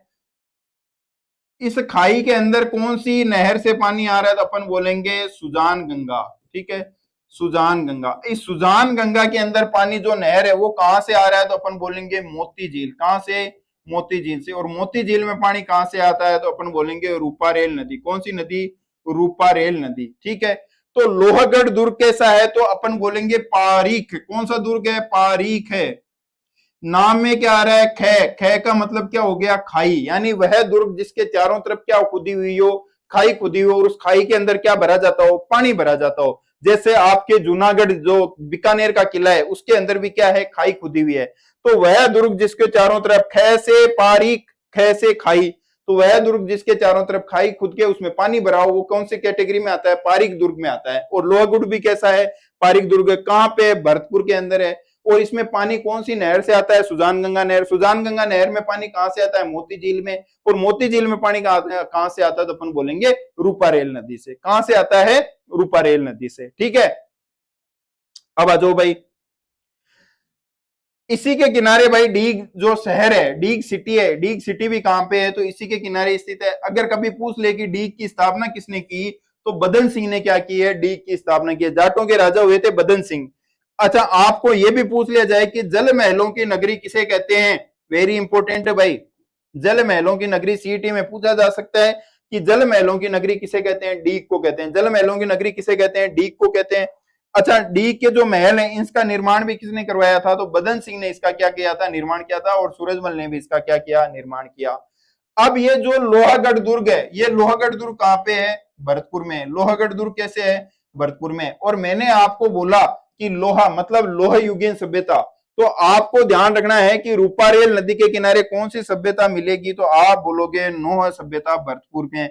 और भरतपुर वाला किला कैसे है? लोहे का बना हुआ है। लोहागढ़ दुर्ग बोलते हैं, बना हुआ लोहे का नहीं है, लेकिन बोलता कैसे है? लोहागढ़ दुर्ग है। तो 100% लोह युगीन सभ्यता कौन सी है, तो आप बोलोगे नोह सभ्यता। कहां पे? भरतपुर के अंदर। और यहाँ पे कौन सी प्रतिमा मिली है, तो जाख बाबा की। इंपोर्टेंट है, एग्जाम में पूछा गया है कि जाख बाबा की प्रतिमा कहां से मिली है, तो आपको ध्यान रखना है जाख बाबा की प्रतिमा जो आपके नोह सभ्यता उसके किनारे मिली है। नोह सभ्यता कहां पे है? भरतपुर में। और भरतपुर में कौन सा किला? बोले लोह किला। तो इसलिए जो नोह सभ्यता भी कैसी होगी? लोह युगीन सभ्यता होगी, ठीक है। इंपॉर्टेंट है, वेरी इंपॉर्टेंट है, स्क्रीनशॉट ले इसका।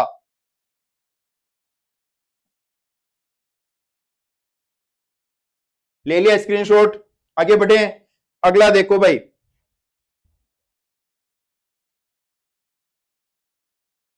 अगला आता है अपने कौन सी? बाणगंगा नदी। अगली कौन सी आती है? बाणगंगा नदी। बाणगंगा नदी का एक दूसरा नाम, ठीक है। एक नाम तो क्या हो गया? बाणगंगा नदी हो गया, ठीक है। बाणगंगा नदी का दूसरा नाम क्या हो जाएगा? अर्जुन की गंगा। दूसरा नाम क्या हो जाएगा? अर्जुन की गंगा। तीसरा इसका नाम हो जाएगा ताला नदी। और चौथा नाम हो जाएगा रुंडित नदी। सारे के सारे नाम वीआईपी है भाई, नोट कर लेना, वेरी इंपॉर्टेंट है, ठीक है। नदी कौन सी पढ़ रहे हैं, तो अपन पढ़ रहे हैं बाण गंगा, ठीक है। बाण गंगा यानी बाण से मार के गंगा निकाली गई। अब ये निकालने वाले व्यक्ति कौन थे, तो पौराणिक कथाओं में ऐसे कहते हैं कि द्रौपदी को प्यास लगी हुई थी। द्रौपदी ने बोला कि मुझे पानी पीना है। अर्जुन ने अपना बाण निकाला और जमीन पे मारा, और जिस जगह पे अर्जुन ने बाण मार के पानी निकाला था, उस जगह पे जो नदी निकली उसका नाम क्या था? बाण गंगा। यानी बाण से निकली इसलिए बाण गंगा पड़ गया। अर्जुन ने बाण मार के निकाला, इसलिए इस नदी का नाम क्या पड़ गया? बाण गंगा नदी पड़ गया। क्या नाम पड़ गया? बाण गंगा नदी पड़ गया, ठीक है। और इसी को ताला नदी कहते हैं, इसी को रुंडित नदी कहते हैं। रुंडित नदी क्यों कहते हैं भाई? क्योंकि ये पहले अपना पानी यमुना के अंदर लेके जाती थी। पहले कहां लेके जाती थी? यमुना में। और यमुना अपना पानी देती थी गंगा में, और गंगा का पानी कहां चला जाता था? बंगाल की खाड़ी में। तो इसलिए यह नदी पहले कौन से किस तंत्र का हिस्सा थी, तो बंगाल की खाड़ी अपवाह तंत्र का हिस्सा थी। क्या वर्तमान में अपना पानी वहां तक दे पाती है क्या, तो नहीं भाई, वर्तमान में ये नदी अपना पानी वहां तक नहीं दे पाती है। इसलिए इस नदी को क्या बोल दिया? रुंडित नदी, ठीक है। नदी कौन सी? बाण गंगा। अर्जुन ने निकाली इसलिए अर्जुन की गंगा। इसी का नाम ताला नदी, इसी का नाम रुंडित नदी है, ठीक है। अगला देखते हैं कि ये जो बाण गंगा नदी है इसका उद्गम कहां से होता है, तो आपने पढ़ा होगा बेराट सभ्यता। तो बेराट की पहाड़ियां कहां पे है भाई, तो आपके कोटपुतली बहरोड जिले में एक गांव आता है विराट नगर, ठीक है। तो बाण गंगा या अर्जुन की जो गंगा है, इस नदी का उद्गम कहां से होता है? बोले बैराट की पहाड़ियों से। बैराट की पहाड़ियां कहां पे? तो आप बोलोगे जो पहले तो ये जयपुर जिला आता था, जयपुर से अलग होके क्या बन गया? कोटपुतली बहरोड जिला।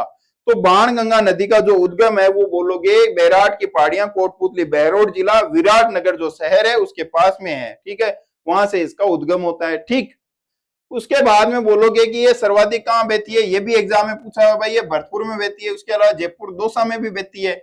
इसी पे रामगढ़ बांध बना हुआ है जयपुर के अंदर, वेरी इंपॉर्टेंट है भाई,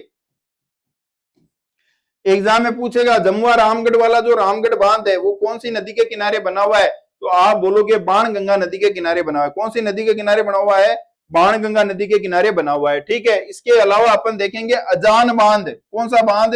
अजान बांध इंपॉर्टेंट है, एग्जाम में पूछेगा अजान बांध कहां पर है। तो आपको ध्यान रखना है अजान बांध कहां पे है, तो अपन बोलेंगे बाण गंगा नदी के ऊपर है, ठीक है। और अजान बांध कहां पे है? तो अपन बोलेंगे भरतपुर के अंदर है, ठीक है। कहां पे है? भरतपुर में। अजान बांध क्यों इंपॉर्टेंट हो जाता है? क्योंकि आपको ध्यान रखना है कि पक्षियों का जो स्वर्ग है वो किसे कहते हैं? केवलादेव घना पक्षी अभ्यारण्य को। कौन सा? केवलादेव घना पक्षी अभ्यारण्य। और केवलादेव घना पक्षी अभ्यारण्य के जो पक्षी, पशु पक्षी है, इनको जल की आपूर्ति किससे होती है? तो आपको ध्यान रखना है कि केवलादेव घना पक्षी अभ्यारण्य को जल की आपूर्ति भी किस बांध से होती है? अजान बांध से होती है। कौन से बांध से? अजान बांध से जल की क्या होती है? आपूर्ति होती है, ठीक है। वापस देखते हैं कौन सी नदी? बाण गंगा। बाण गंगा ये दूसरा नाम क्या? अर्जुन की गंगा। इसी का तीसरा नाम ताला नदी। इसी का चौथा नाम कौन सा? रुंडित नदी, ठीक है। कौन सी नदी? रुंडित नदी। उद्गम कहां से होता है? तो बैराट की पहाड़ियां। बैराट की पहाड़ियां कहां पे है? तो विराटनगर में। विराटनगर कहां पे? तो अपन बोलेंगे कोटपुतली बहरोड जिले के अंदर स्थित है, ठीक है। पहले यह नदी यमुना में अपना पानी मिलाती थी, वर्तमान में ये अपना नदी पानी यमुना में नहीं मिलाती। ये कैसी होगी? आंतरिक प्रवाह, यानी ये अपना पानी जमीन में ही छोड़ देती है, आगे कहीं नहीं जाती है, लुप्त हो जाती है, ठीक है। कहां जाके लुप्त होती है? तो अपन बोलेंगे कि ये विलीन हो जाती है आपके भरतपुर के आसपास वाले क्षेत्र के अंदर। सर्वाधिक कहां बहती है? भरतपुर में बहती है, जयपुर दौसा में बहती है। रामगढ़ जो बांध है वो जयपुर में इसी पे बना हुआ है। अजान बांध जो भरतपुर में, वो इसी नदी पे बना हुआ है। और इस अजान बांध से केवलादेव घना पक्षी अभ्यारण्य को क्या हो रही है? जलापूर्ति हो रही है, ठीक है। आया समझ में? अगला आगे देखो, अगला क्या कौन सी है? अगला आता है अपने मेंढा नदी, वेरी इंपॉर्टेंट है। मेंथा बोल दो या मेंथा बोल दो, मेथा बोल दो या मेंढा बोल दो, नाम में कंफ्यूजन नहीं होना चाहिए। मेंथा या मेंढा, एग्जामिनर मेंढा भी पूछा है मेंथा भी पूछा हुआ है, तो कंफ्यूज नहीं होना है, ठीक है। अब ये मैं से मेंथा, मैं से ही क्या बनेगा? मनोहरपुरा की पहाड़ियां। कौन सी पहाड़ियां? मनोहरपुरा की पहाड़ियां जयपुर के अंदर है। जैसे अपन ने साबी नदी पढ़ा था, जैसे अपन ने क्या पढ़ा था? साबी नदी। सह से साबी नदी, सह से सेवर की पहाड़ियां, वैसे ही मैं से मेंढा नदी और मैं से ही क्या हो गया? मनोहरपुरा की पहाड़ियां। कहां पे? जयपुर में, ठीक है। अब ये जो झील है, ये जो नदी है, ये अपना पानी कहां ले जाके गिराती है? सांबर झील में जाके क्या करवा देती है? गिरा देती है, ठीक है। और सांबर झील में पानी गिराने वाली सबसे लंबी नदी, अगर कभी एग्जाम में पूछ ले कि सांबर झील में बहुत सारी नदियां पानी गिरा रही है, लेकिन उनमें सबसे लंबी नदी कौन सी है? तो आपको ध्यान रखना है कि उनमें सबसे लंबी नदी कौन सी होगी? उसमें सबसे लंबी नदी है आपकी मंथा या मेंढा नदी हो जाएगी, ठीक है। ये सर्वाधिक खारी नदी है भाई। सांबर झील कैसी है? खारे पानी की झील है। और सांबर झील के अंदर गिरने वाली खारी नदियों में से सर्वाधिक खारी नदी कौन सी है? तो अपन बोलेंगे मंथा या मेंढा नदी है, ठीक है। और एग्जाम में क्या पूछा हुआ है? तो एग्जाम में ये पूछा हुआ है कि सर्वाधिक गाद लाने वाली नदी कौन सी है, यानी नदी जो अपने अपवाह के साथ में बहुत सारी क्या लेके आ रही है? मिट्टी लेके आ रही है, बहुत सारी क्या लेके आ रही है? अपशिष्ट लेके आ रही है। तो वो नदी कौन सी हो जाएगी? तो वो नदी आपकी हो जाएगी कौन सी? मंथा या मेंढा नदी हो जाएगी, ठीक है। यानी सांबर झील के अंदर सर्वाधिक गाद लेके आने वाली नदी कौन सी है? मंथा या मेंढा नदी हो जाएगी, ठीक है। तो इस प्रकार अपनी ये आंतरिक प्रवाह की ये सारी नदियां क्या हो जाती है? कंप्लीट हो जाती है। इतनी राजस्थान की आंतरिक प्रवाह की प्रमुख नदियां हैं। यहां से क्वेश्चन आएगा, एक भी क्वेश्चन गलत नहीं होना चाहिए। सारे फैक्ट मैंने शामिल कर दिए हैं, कोई भी ऐसा फैक्ट नहीं है जो अपने से छूट गया हो, ठीक है। और उम्मीद कर रहे हैं कि इससे बाहर कुछ भी जाने के चांस नहीं है।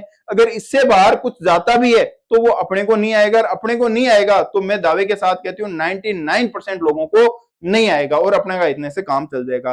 तो इसलिए जो मैंने फैक्ट दिए हैं सारे घोट लेना, पी लेना, रट लेना एकदम, ठीक है।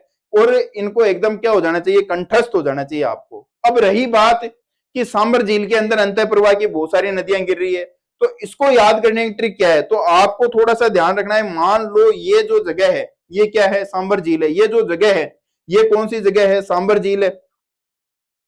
अब इस सांबर झील के अंदर मैं बोलूंगी मेरे पीछे जो दिशा है वो पश्चिम है, मेरे सामने जो दिशा है वो पूर्व है, मेरे इस हाथ की तरफ जो दिशा है वो दक्षिण है, इस हाथ की तरफ जो दिशा है वो कौन सी है? उत्तर है।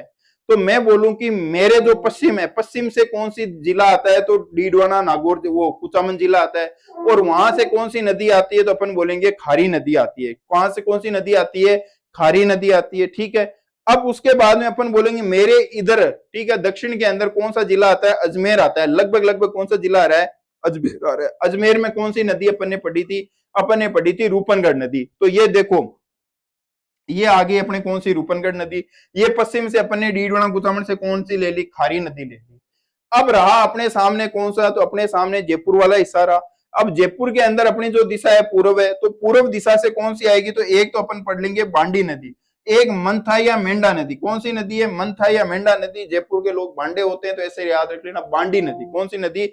बांडी नदी। ट्रिक है बस, और कुछ नहीं है। ठीक है, इसको वैसे डिटेल वैसे मत ले लेना कि बांडी क्यों बोल दिया, बांडा क्यों बोल दिया। बांडी नदी एक ट्रिक है। ठीक है, तो बांडी नदी और कौन सी? मंथा या मेंढा नदी होगी। इसके बाद में दिशा कौन सी बच गई? दिशा बच गई आपके जो इधर नॉर्थ वाली। और नॉर्थ में कौन सा जिला है? तो अपन बोलेंगे सीकर जिला। और सीकर जिले से कौन सी है? खंडेल या खंडेल नदी, खंडेला नदी। भाई एग्जामिनर खंडेला भी बोलते हैं। खंडेला से अपन ने कौन सी नदी निकाली थी? कांतली नदी निकाली थी। उसके अलावा उसी जगह से उसी नाम की एक नदी निकलती है, उसका नाम बोल दो, खंडेला बोल दो। या खंडेला नहीं लिख के कई बार टाइपराइटर गलती कर देता है, तो खंडेल नदी भी पूछा हुआ है। तो खंडेल नदी या खंडेला नदी कहां से आती है? सीकर से आती है। और आके किस में गिर रही है? सांबर झील में। तो इस प्रकार अपनी सांबर झील में गिरने वाली नदियां कंप्लीट हो जाती है। पीछे कौन सा है? डीडवाना कुचामन जिला। कौन सी नदी आ गई? तो खारी नदी। इधर कौन सा जिला है? अपने अजमेर जिला। अजमेर कौन से आ गई? रूपनगढ़ नदी। इधर जयपुर है, जयपुर के अंदर मंथा या मेंढा बोल दो, और बांडे हैं तो बांडी नदी होगी। इधर सिक्कर वाला जो जिला है तो वहां पे कौन सी पहाड़ियां हैं? खंडेला की पहाड़ियां। तो खंडेला की नदी या खंडेला नदी बोल दो, या उसे खंडेल नदी बोल दो। ये नदियां आके कहाँ गिरती है? सांबर में गिरती है। ठीक है, फिर अपन अगली नदी का नाम देखते हैं। तो अगली नदी कौन सी आती है? अगली नदी आती है मसूरदी नदी। अगली कौन? सॉरी, कांकनी नदी। कांकनी नदी को दूसरा किस नाम से जानते हैं? मसूरदी नदी के नाम से जानते हैं। कौन सी नदी है? मसूरदी नदी है। कोटड़ा पहाड़ी जैसलमेर नदी, जैसलमेर के अंदर इस नदी का क्या होता है? उद्गम होता है। अगली नदी कौन सी? वो भाई पहले जो अपन ने पढ़ी थी, वो पहले वाली नदी कौन सी थी? कांतली नदी थी। और ये कौन सी है? काकनी नदी है। कौन सी नदी है? काकनी नदी है। तो आपको ध्यान रखना है ये कैसी नदी होगी? काकनी नदी होगी। इसी का दूसरा नाम क्या है? मसूरदी नदी है। कौन सी नदी है? मसूरदी नदी है। और अगर बात करें कि इस नदी का उद्गम कहां से होता है, तो अपन बोलेंगे कोटड़ा की पहाड़ी, जैसलमेर में एक जगह है। जैसलमेर में जगह नाम क्या है? कोटड़ा की पहाड़ी, जहां से इस नदी का क्या होता है? उद्गम होता है। ठीक है, और उसके बाद में ये जो नदी है, ये नदी आपके कहां जाती है? तो आपको ध्यान रखना है जैसलमेर के अंदर ही, जैसलमेर में ही उद्गम हुई। और जैसलमेर के अंदर ही एक जगह है, और उस जगह का नाम क्या है? बुझ झील। कौन सी झील है? बुझ झील। जहां जाके ये झील बुझ जाती है। कौन सी झील? यानी समाप्त कहां होती है? बुझ झील के अंदर होती है। और बुझ झील कैसी है? मीठे पानी की झील है, जैसलमेर के अंदर। ठीक है, और ये क्या विशेषता है? ये आंतरिक प्रवाह की सबसे छोटी नदी है। ठीक है, वैसे तो भाई नदियां आंतरिक प्रवाह की बहुत छोटी नदियां बहुत सारी होती है, क्योंकि आपने भी सुना होगा, आपने कभी भी ये नहीं सुना होगा कि मान लो सबसे अमीर आदमी जैसे अभी एलोन मस्क है। ठीक है, वर्ल्ड का सबसे अमीर आदमी कौन है? एलोन मस्क है। लेकिन कभी भी नहीं पूछा जाता कि वर्ल्ड का सबसे गरीब आदमी कौन है। ठीक है, तो वैसे ही सबसे जो लंबी नदी है उसके बारे में जरूर पूछा जाएगा, लेकिन सबसे छोटी नदी के बारे में नहीं पूछा जाएगा। लेकिन प्रोमिनेंट जो आपकी नदियां हैं उसके अंदर सबसे छोटी नदी में कौन सी नदी का नाम आता है? आंतरिक प्रवाही में। तो सबसे छोटी नदी कौन सी आती है? आपके कांतली नदी आती है, कांकनी नदी आती है। कांकनी नदी को क्या बोलते हैं? मसूरदी नदी बोलते हैं।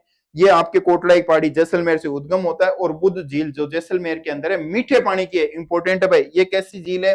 मीठे पानी की है भाई, ध्यान रख लेना कैसी है? मीठे पानी की झील है। और वहां जाके ये नदी क्या हो जाती है? समाप्त हो जाती है। कहां समाप्त हो जाती है? बुद्ध झील के अंदर। और ये आंतरिक प्रवाह की सबसे छोटी नदी है। आंतरिक प्रवाह की सबसे लंबी नदी कौन सी है? घग्गर नदी है। पूर्णतः राजस्थान में बहने वाली सबसे लंबी नदी आंतरिक प्रवाह कौन सी है? तो फिर आ जाएगी कांतली नदी। कौन सी नदी है? कांतली नदी। और ये कौन सी है? काकनी नदी है। कांकनी या मसूरदी नदी है। और इसका उद्गम कहां से होता है? जैसलमेर में। जैसलमेर में ये समाप्त हो जाती है। ठीक है, अच्छा, आपको जब नदियां पढ़ रहे हैं तो नदियों के अंदर सारे क्वेश्चन जो भी आते हैं आपको इंपॉर्टेंट है, मैं कवर करवा दूंगा। सीटी जो आरएसएम बोर्ड पूछता है वहां से गलती नहीं होगी। अगर कभी आपसे पूछ लिया जाए कि लीक है, घूगरी है, लीक कौन सी? लीक, घूगरी और सुकड़ी नदी, ये नदियां कहां की है? देखो सुकड़ी बहुत सारी है। ठीक है, तो आपको ध्यान रखना है, अपन एक बात करें ऑप्शन के हिसाब से करेंगे। तो जैसलमेर जिले के अंदर कुछ नदियां और भी है जिसमें नाम आता है लीक का, जिसमें नाम आता है गोगरी का, और जिसमें नाम आता है सुकड़ी का। तो ये नदियां कहाँ की है? बोले ये जैसलमेर की छोटी छोटी नदियां हैं, ठीक है। लीक, गोगरी और सुकड़ी, ठीक है। नदियां सुकड़ी भी है, सुकड़ी भी है, सुकड़ी भी है, ठीक है, अलग अलग है। तो मैं आपको इनको बाद में लास्ट में कवर करवा दूंगा, कोई कंफ्यूजन नहीं रहने दूंगा। ये एग्जाम में पूछा हुआ भी है। अगर आपसे पूछ लिया जाए कि लीक नदी कहाँ बहती है, बोले जैसलमेर में बहती है। अगर आपसे पूछ लिया जाए कि घूगरी नदी कहाँ बहती है, जैसलमेर में बहती है।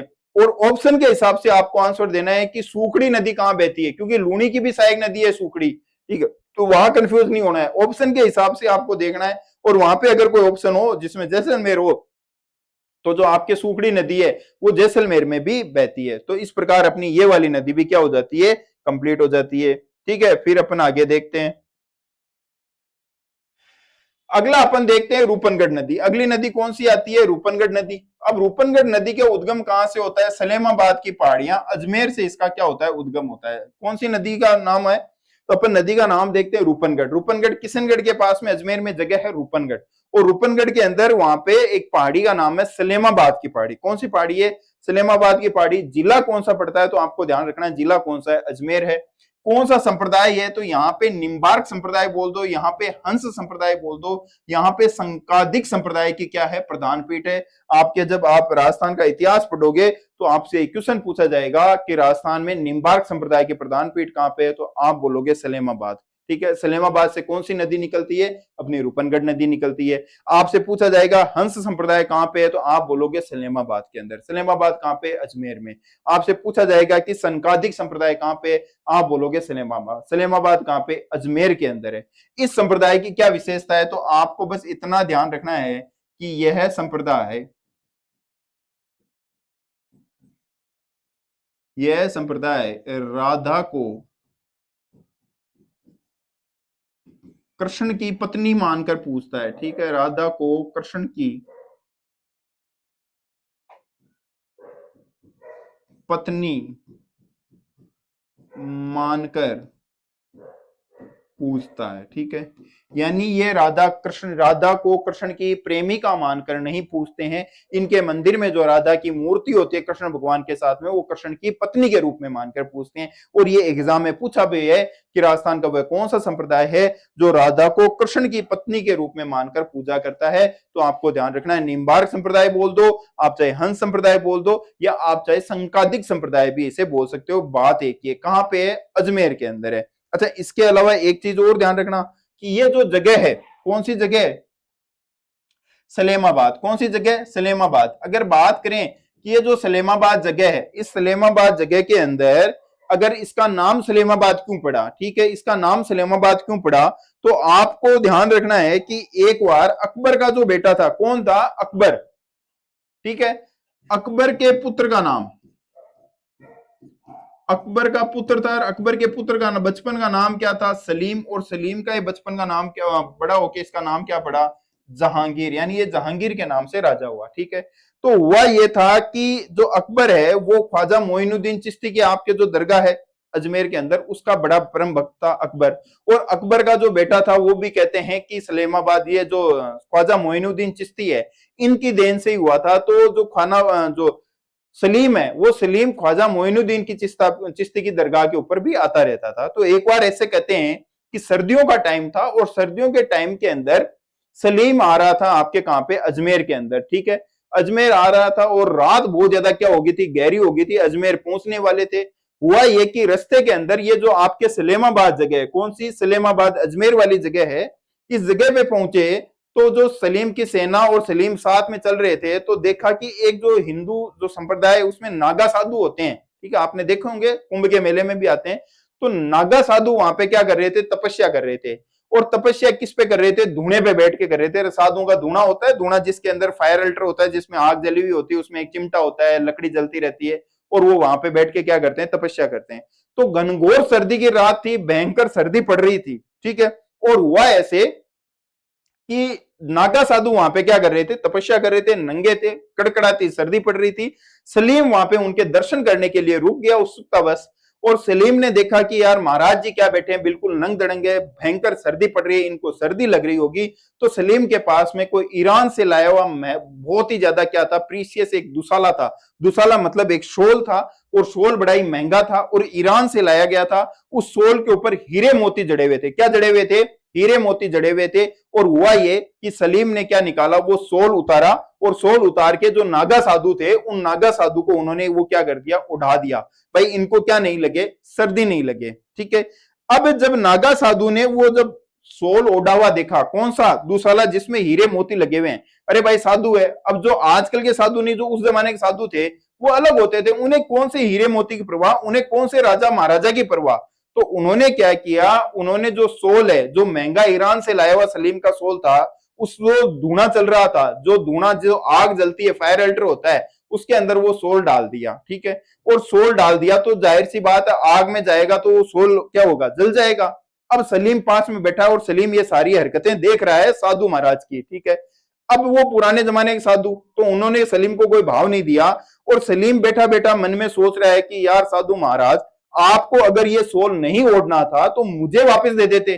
ठीक है। मैंने कितनी मुश्किल से ईरान से मंगाया। भाई आज के टाइम में तो ऑर्डर करो, फ्लाइट में बैठ के 2 मिनट में आ जाएगा। उस जमाने में आने में बहुत टाइम लगता था, तो बहुत महंगा सोल था। तो सलीम मन में मन कर रहा है कि अरे यार महाराज, इससे अच्छा तो आप ये सोल मुझे वापस दे देते, और आप जब ये वापस दे देते तो मैं इसे ओढ़ लेता। ठीक है। आपको नहीं ओढ़ना था तो कोई बात नहीं है। अब महाराज जी चूंकि क्या थे, अंतर्यामी थे, जो साधु महात्मा थे वो बड़े ही क्या थे, पहुंचे हुए थे। और साधु महात्मा ने सलीम की वो बात सुन ली, मन ही मन में सलीम की बोली हुई बात को, उनके अंतर मन की बात को जान लेना। तभी तो अपन कहते हैं कि अरे महाराज आप तो बड़े क्या अंतर्यामी। अंतर्यामी मतलब कि आप मेरे मन में क्या चल रहा है वो आप जान लोगे। ठीक है। हालांकि आजकल के नहीं होते, लेकिन वो होते थे। तो उन्होंने क्या किया, सलीम की बात को जान के, और उस जो चिमटा है, साधु महाराजों के पास में एक चिमटा होता है बड़ा सारा, उस चिमटे के अंदर वो डाला आग के अंदर, और उसमें से सलीम का जो सोल है वो निकाल के क्या रख दिया, बाहर रख दिया।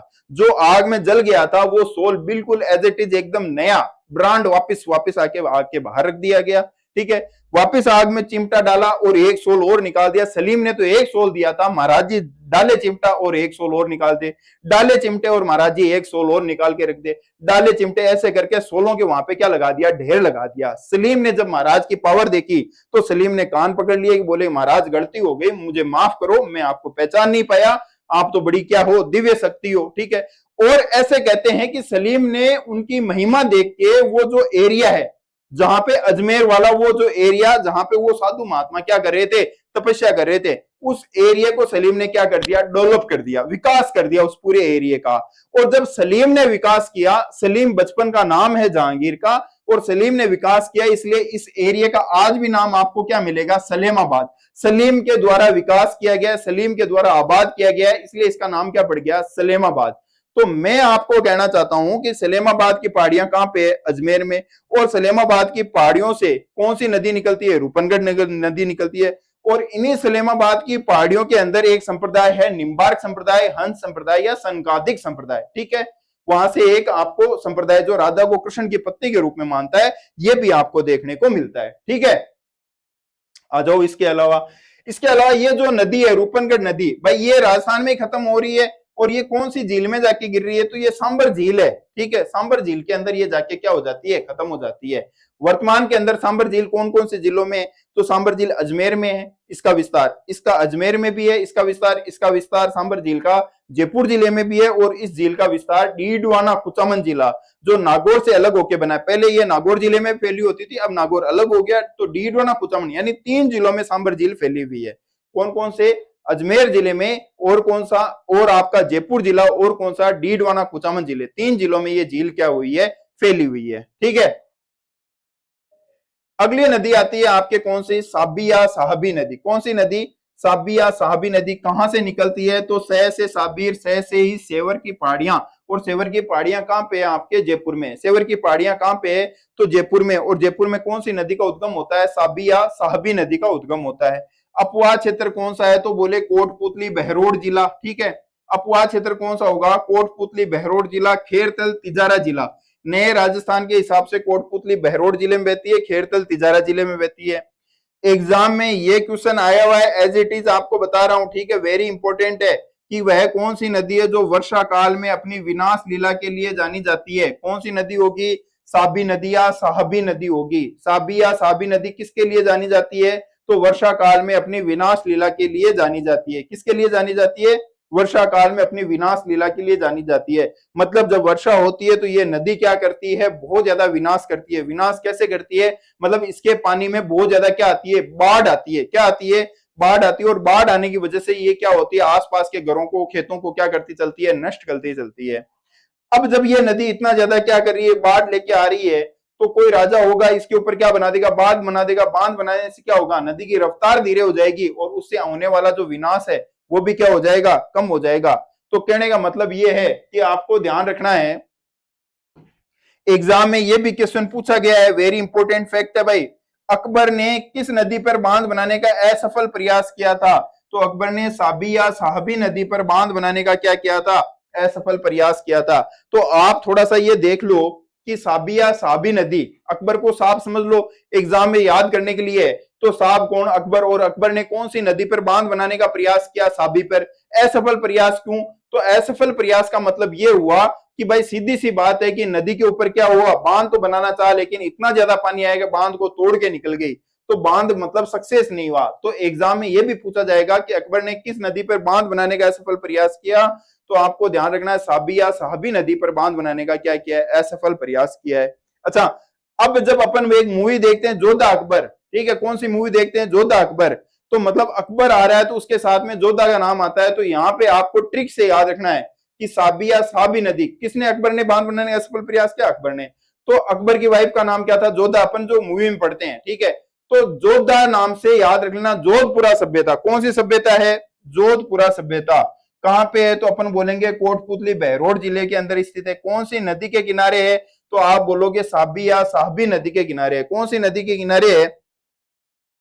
तो आप बोलोगे साबी या साबी नदी के किनारे जो सभ्यता मिलती है उसे किस नाम से जानते हैं? जोधपुरा सभ्यता। और जो जोधा होती है वो जोधा क्या पहनती है? हाथी दांत का चूड़ा पहनती है जब शादी होती है तब। तो आपको ध्यान रखना है कि हाथी दांत के चूड़े क्या विशेष? चूड़ा पूछा है, कंघी नहीं पूछी है। अगर कंघी पूछे तो कालीबंगा सभ्यता हो जाएगा। हाथी दांत की कंघी बोले तो कहां हो जाएगा? कालीबंगा सभ्यता। पूछा क्या है? हाथी दांत का चूड़े के अवशेष कहां से मिले हैं? तो हाथी दांत के जो चूड़े के अवशेष या हाथी दांत के जो अवशेष हैं वो कहां से मिले? जोधपुरा सभ्यता कोटपुतली बहरोड से मिले। इंपॉर्टेंट है, आपको याद कर लेना है, एग्जाम में पूछेगा। ठीक है, वापस बता देता हूं। साबिया, साबी नदी, सह से साबी, सह से सेवर की पहाड़ियां, जयपुर। ठीक है। अगर अपन बात करेंगे वर्षा काल में विनाश लीला के लिए कौन सी जानी जाती है? साबी नदी जानी जाती है। ठीक है। अकबर ने बांध बनाने का असफल प्रयास कौन सी नदी पे किया? साबी नदी के ऊपर किया था। ठीक है। और आपको ध्यान रखना इसके किनारे कौन सी सभ्यता? जोधपुरा सभ्यता। ठीक है। जोधपुरा सभ्यता अभी कहां पे? तो कोटपुतली बहरोड जिले के अंदर है। और यहाँ पे क्या मिले थे? हाथी दांत के चूड़े या हाथी दांत के अवशेष यहाँ से मिले। इंपॉर्टेंट है भाई, ध्यान रख लेना। अगला इसका स्क्रीनशॉट ले एक बार फटाफट।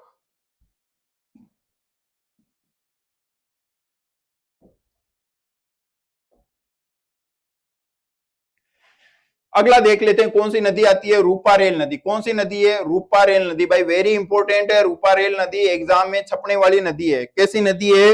एग्जाम में छपने वाली नदी है। कौन सी नदी? रूपा रेल नदी। अब रूपा रेल नदी का दूसरा नाम पूछे तो आपको ध्यान रखना है वराहा नदी भी कहते हैं। कौन सी नदी कहते हैं? वराहा नदी भी कहते हैं, लसावरी नदी भी कहते हैं। ये अभी आपके फर्स्ट ग्रेड का एग्जाम हुआ था, उसके एग्जाम के अंदर क्वेश्चन आया था। ठीक है, कि लसावरी नदी किस नदी को कहते हैं? तो आपको ध्यान रखना है रूपा रेल नदी को। ठीक है। रूपा रेल नदी का दूसरा नाम क्या है? वरा नदी। तीसरा नाम क्या है? लसावरी नदी है। कौन सी नदी है? लसावरी नदी है। अच्छा, राजस्थान के जो भौतिक प्रदेश मैंने आपको पढ़ाए थे तो उसमें मैंने राजस्थान की प्रमुख पर्वत चोटियां पढ़ाई थी। तो मैंने आपको बोला था कि उदयनाथ की पहाड़ी उदयपुर नहीं है। उदयनाथ की पहाड़ी कहां पे नहीं है? उदयपुर नहीं है। तो उदयनाथ की पहाड़ी कहां पे है? तो अलवर में है। तो रूपारेल जो नदी है उस रूपारेल नदी का उद्गम कहां पे होता है? तो अलवर में होता है। कौन सी पहाड़ी से? ये रहा उद्गम। और उदयनाथ की पहाड़ी, ठीक है, कहां पे? अलवर में। कौन सी नदी का उद्गम होता है? रूपारेल नदी का। रूपारेल नदी का दूसरा नाम क्या है? वरा नदी। तीसरा नाम क्या है? लसावरी नदी। कौन सी नदी है?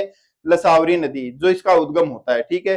अगर आपसे पूछे उदयनाथ की पहाड़ी उदयपुर में नहीं है तो फिर उदयपुर में कौन सी पहाड़ी है? उदयपुर में बहुत सारी है, लेकिन फिर भी आपको यहाँ पे नाथ से याद रखना है। यहाँ उदयनाथ है तो उदयपुर में कौन सी होगी? कमलनाथ की पहाड़ी। उदयपुर में कौन सी होगी?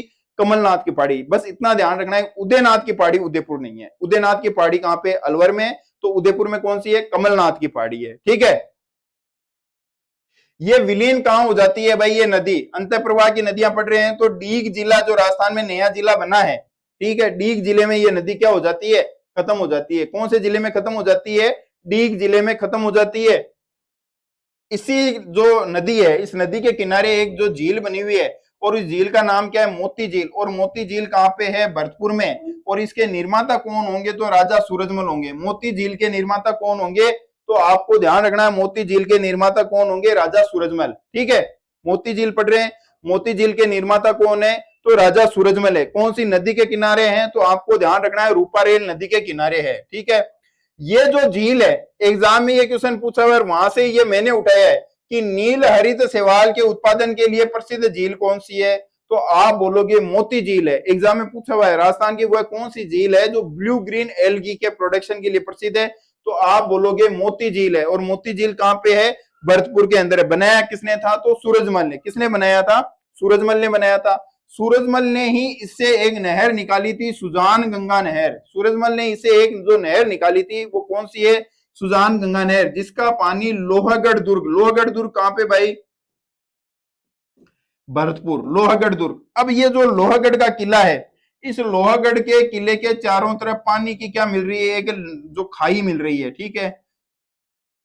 इस खाई के अंदर कौन सी नहर से पानी आ रहा है, तो अपन बोलेंगे सुजान गंगा, ठीक है, सुजान गंगा। इस सुजान गंगा के अंदर पानी जो नहर है वो कहां से आ रहा है, तो अपन बोलेंगे मोती झील। कहां से, मोती झील से। और मोती झील में पानी कहां से आता है, तो अपन बोलेंगे रूपारेल नदी। कौन सी नदी, रूपारेल नदी, ठीक है। तो लोहागढ़ दुर्ग कैसा है, तो अपन बोलेंगे पारीख। कौन सा दुर्ग है, पारीख है। नाम में क्या आ रहा है, खे, खे का मतलब क्या हो गया, खाई। यानी वह दुर्ग जिसके चारों तरफ क्या खुदी हुई हो, खाई खुदी हुई हो, और उस खाई के अंदर क्या भरा जाता हो, पानी भरा जाता हो। जैसे आपके जूनागढ़ जो बीकानेर का किला है उसके अंदर भी क्या है, खाई खुदी हुई है। तो वह दुर्ग जिसके चारों तरफ खे से पारीख, खे से खाई, तो वह दुर्ग जिसके चारों तरफ खाई खुद के उसमें पानी भरा हो, वो कौन सी कैटेगरी में आता है, पारीख दुर्ग में आता है। और लोहागढ़ भी कैसा है, पारीख दुर्ग। कहां पे, भरतपुर के अंदर है। और इसमें पानी कौन सी नहर से आता है, सुजान गंगा नहर। सुजान गंगा नहर में पानी कहां से आता है, मोती झील में। और मोती झील में पानी कहां से आता है, तो अपन बोलेंगे रूपारेल नदी से। कहां से आता है, रूपारेल नदी से, ठीक है। अब आ जाओ भाई, इसी के किनारे भाई डीग जो शहर है, डीग सिटी है। डीग सिटी भी कहां पे है, तो इसी के किनारे स्थित है। अगर कभी पूछ ले कि डीग की स्थापना किसने की, तो बदन सिंह ने क्या की है, डीग की स्थापना की है। जाटों के राजा हुए थे बदन सिंह। अच्छा, आपको यह भी पूछ लिया जाए कि जल महलों की नगरी किसे कहते हैं, वेरी इंपॉर्टेंट है भाई। जल महलों की नगरी सीईटी में पूछा जा सकता है कि जल महलों की नगरी किसे कहते हैं, डीग को कहते हैं। जल महलों की नगरी किसे कहते हैं, डीग को कहते हैं। अच्छा, डी के जो महल है इसका निर्माण भी किसने करवाया था, तो बदन सिंह ने इसका क्या किया था, निर्माण किया था। और सूरजमल ने भी इसका क्या किया, निर्माण किया। अब ये जो लोहागढ़ दुर्ग है, ये लोहागढ़ दुर्ग कहां पे है, भरतपुर में। लोहागढ़ दुर्ग कैसे है, भरतपुर में। और मैंने आपको बोला कि लोहा मतलब लोह युगीन सभ्यता, तो आपको ध्यान रखना है कि रूपारेल नदी के किनारे कौन सी सभ्यता मिलेगी, तो आप बोलोगे नोह सभ्यता भरतपुर में। और भरतपुर वाला किला कैसे है, लोहे का बना हुआ है। लोहागढ़ दुर्ग बोलते हैं, बना हुआ लोहे का नहीं है, लेकिन बोलता कैसे है, लोहागढ़ दुर्ग है। तो 100% लोह युगीन सभ्यता कौन सी है, तो आप बोलोगे नोह सभ्यता। कहां पे, भरतपुर के अंदर। और यहाँ पे कौन सी प्रतिमा मिली है, तो जाख बाबा की। इंपोर्टेंट है, एग्जाम में पूछा गया है कि जाख बाबा की प्रतिमा कहां से मिली है, तो आपको ध्यान रखना है जाख बाबा की प्रतिमा जो आपके नोह सभ्यता उसके किनारे मिली है। नोह सभ्यता कहां पे है, भरतपुर में। और भरतपुर में कौन सा किला, बोले लोह किला। तो इसलिए जो नोह सभ्यता भी कैसी होगी, लोह युगीन सभ्यता होगी, ठीक है। इंपोर्टेंट है, वेरी इंपोर्टेंट है, स्क्रीनशॉट ले इसका।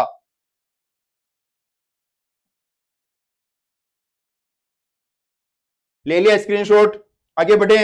अगला देखो भाई,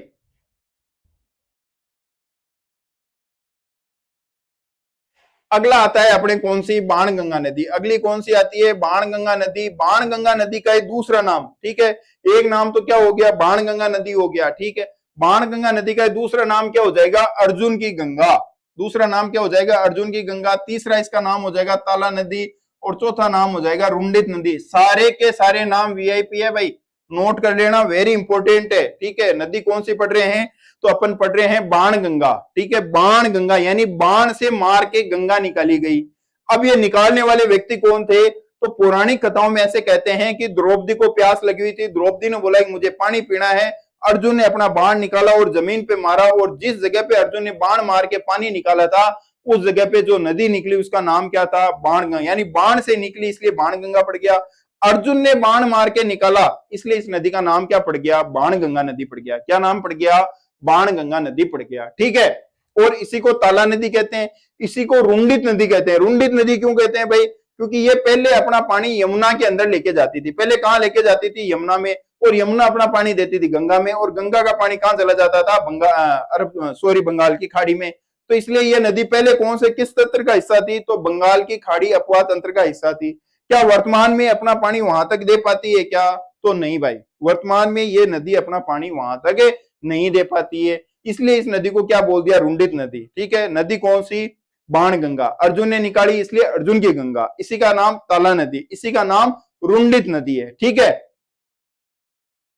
अगला देखते हैं कि ये जो बाण गंगा नदी है इसका उद्गम कहां से होता है? तो आपने पढ़ा होगा बेराट सभ्यता, तो बेराट की पहाड़ियां कहां पे है भाई? तो आपके कोटपुतली बहरोड जिले में एक गांव आता है विराट नगर, ठीक है। तो बाण गंगा या अर्जुन की जो गंगा है इस नदी का उद्गम कहां से होता है? बोले बेराट की पहाड़ियों से। बेराट की पहाड़ियां कहां पे? तो आप बोलोगे जो पहले तो ये जयपुर जिला आता था, जयपुर से अलग होके क्या बन गया? कोटपुतली बहरोड जिला। तो बाण गंगा नदी का जो उद्गम है वो बोलोगे बेराट की पहाड़ियां, कोटपुतली बहरोड जिला, विराट नगर जो शहर है उसके पास में है, ठीक है, वहां से इसका उद्गम होता है, ठीक।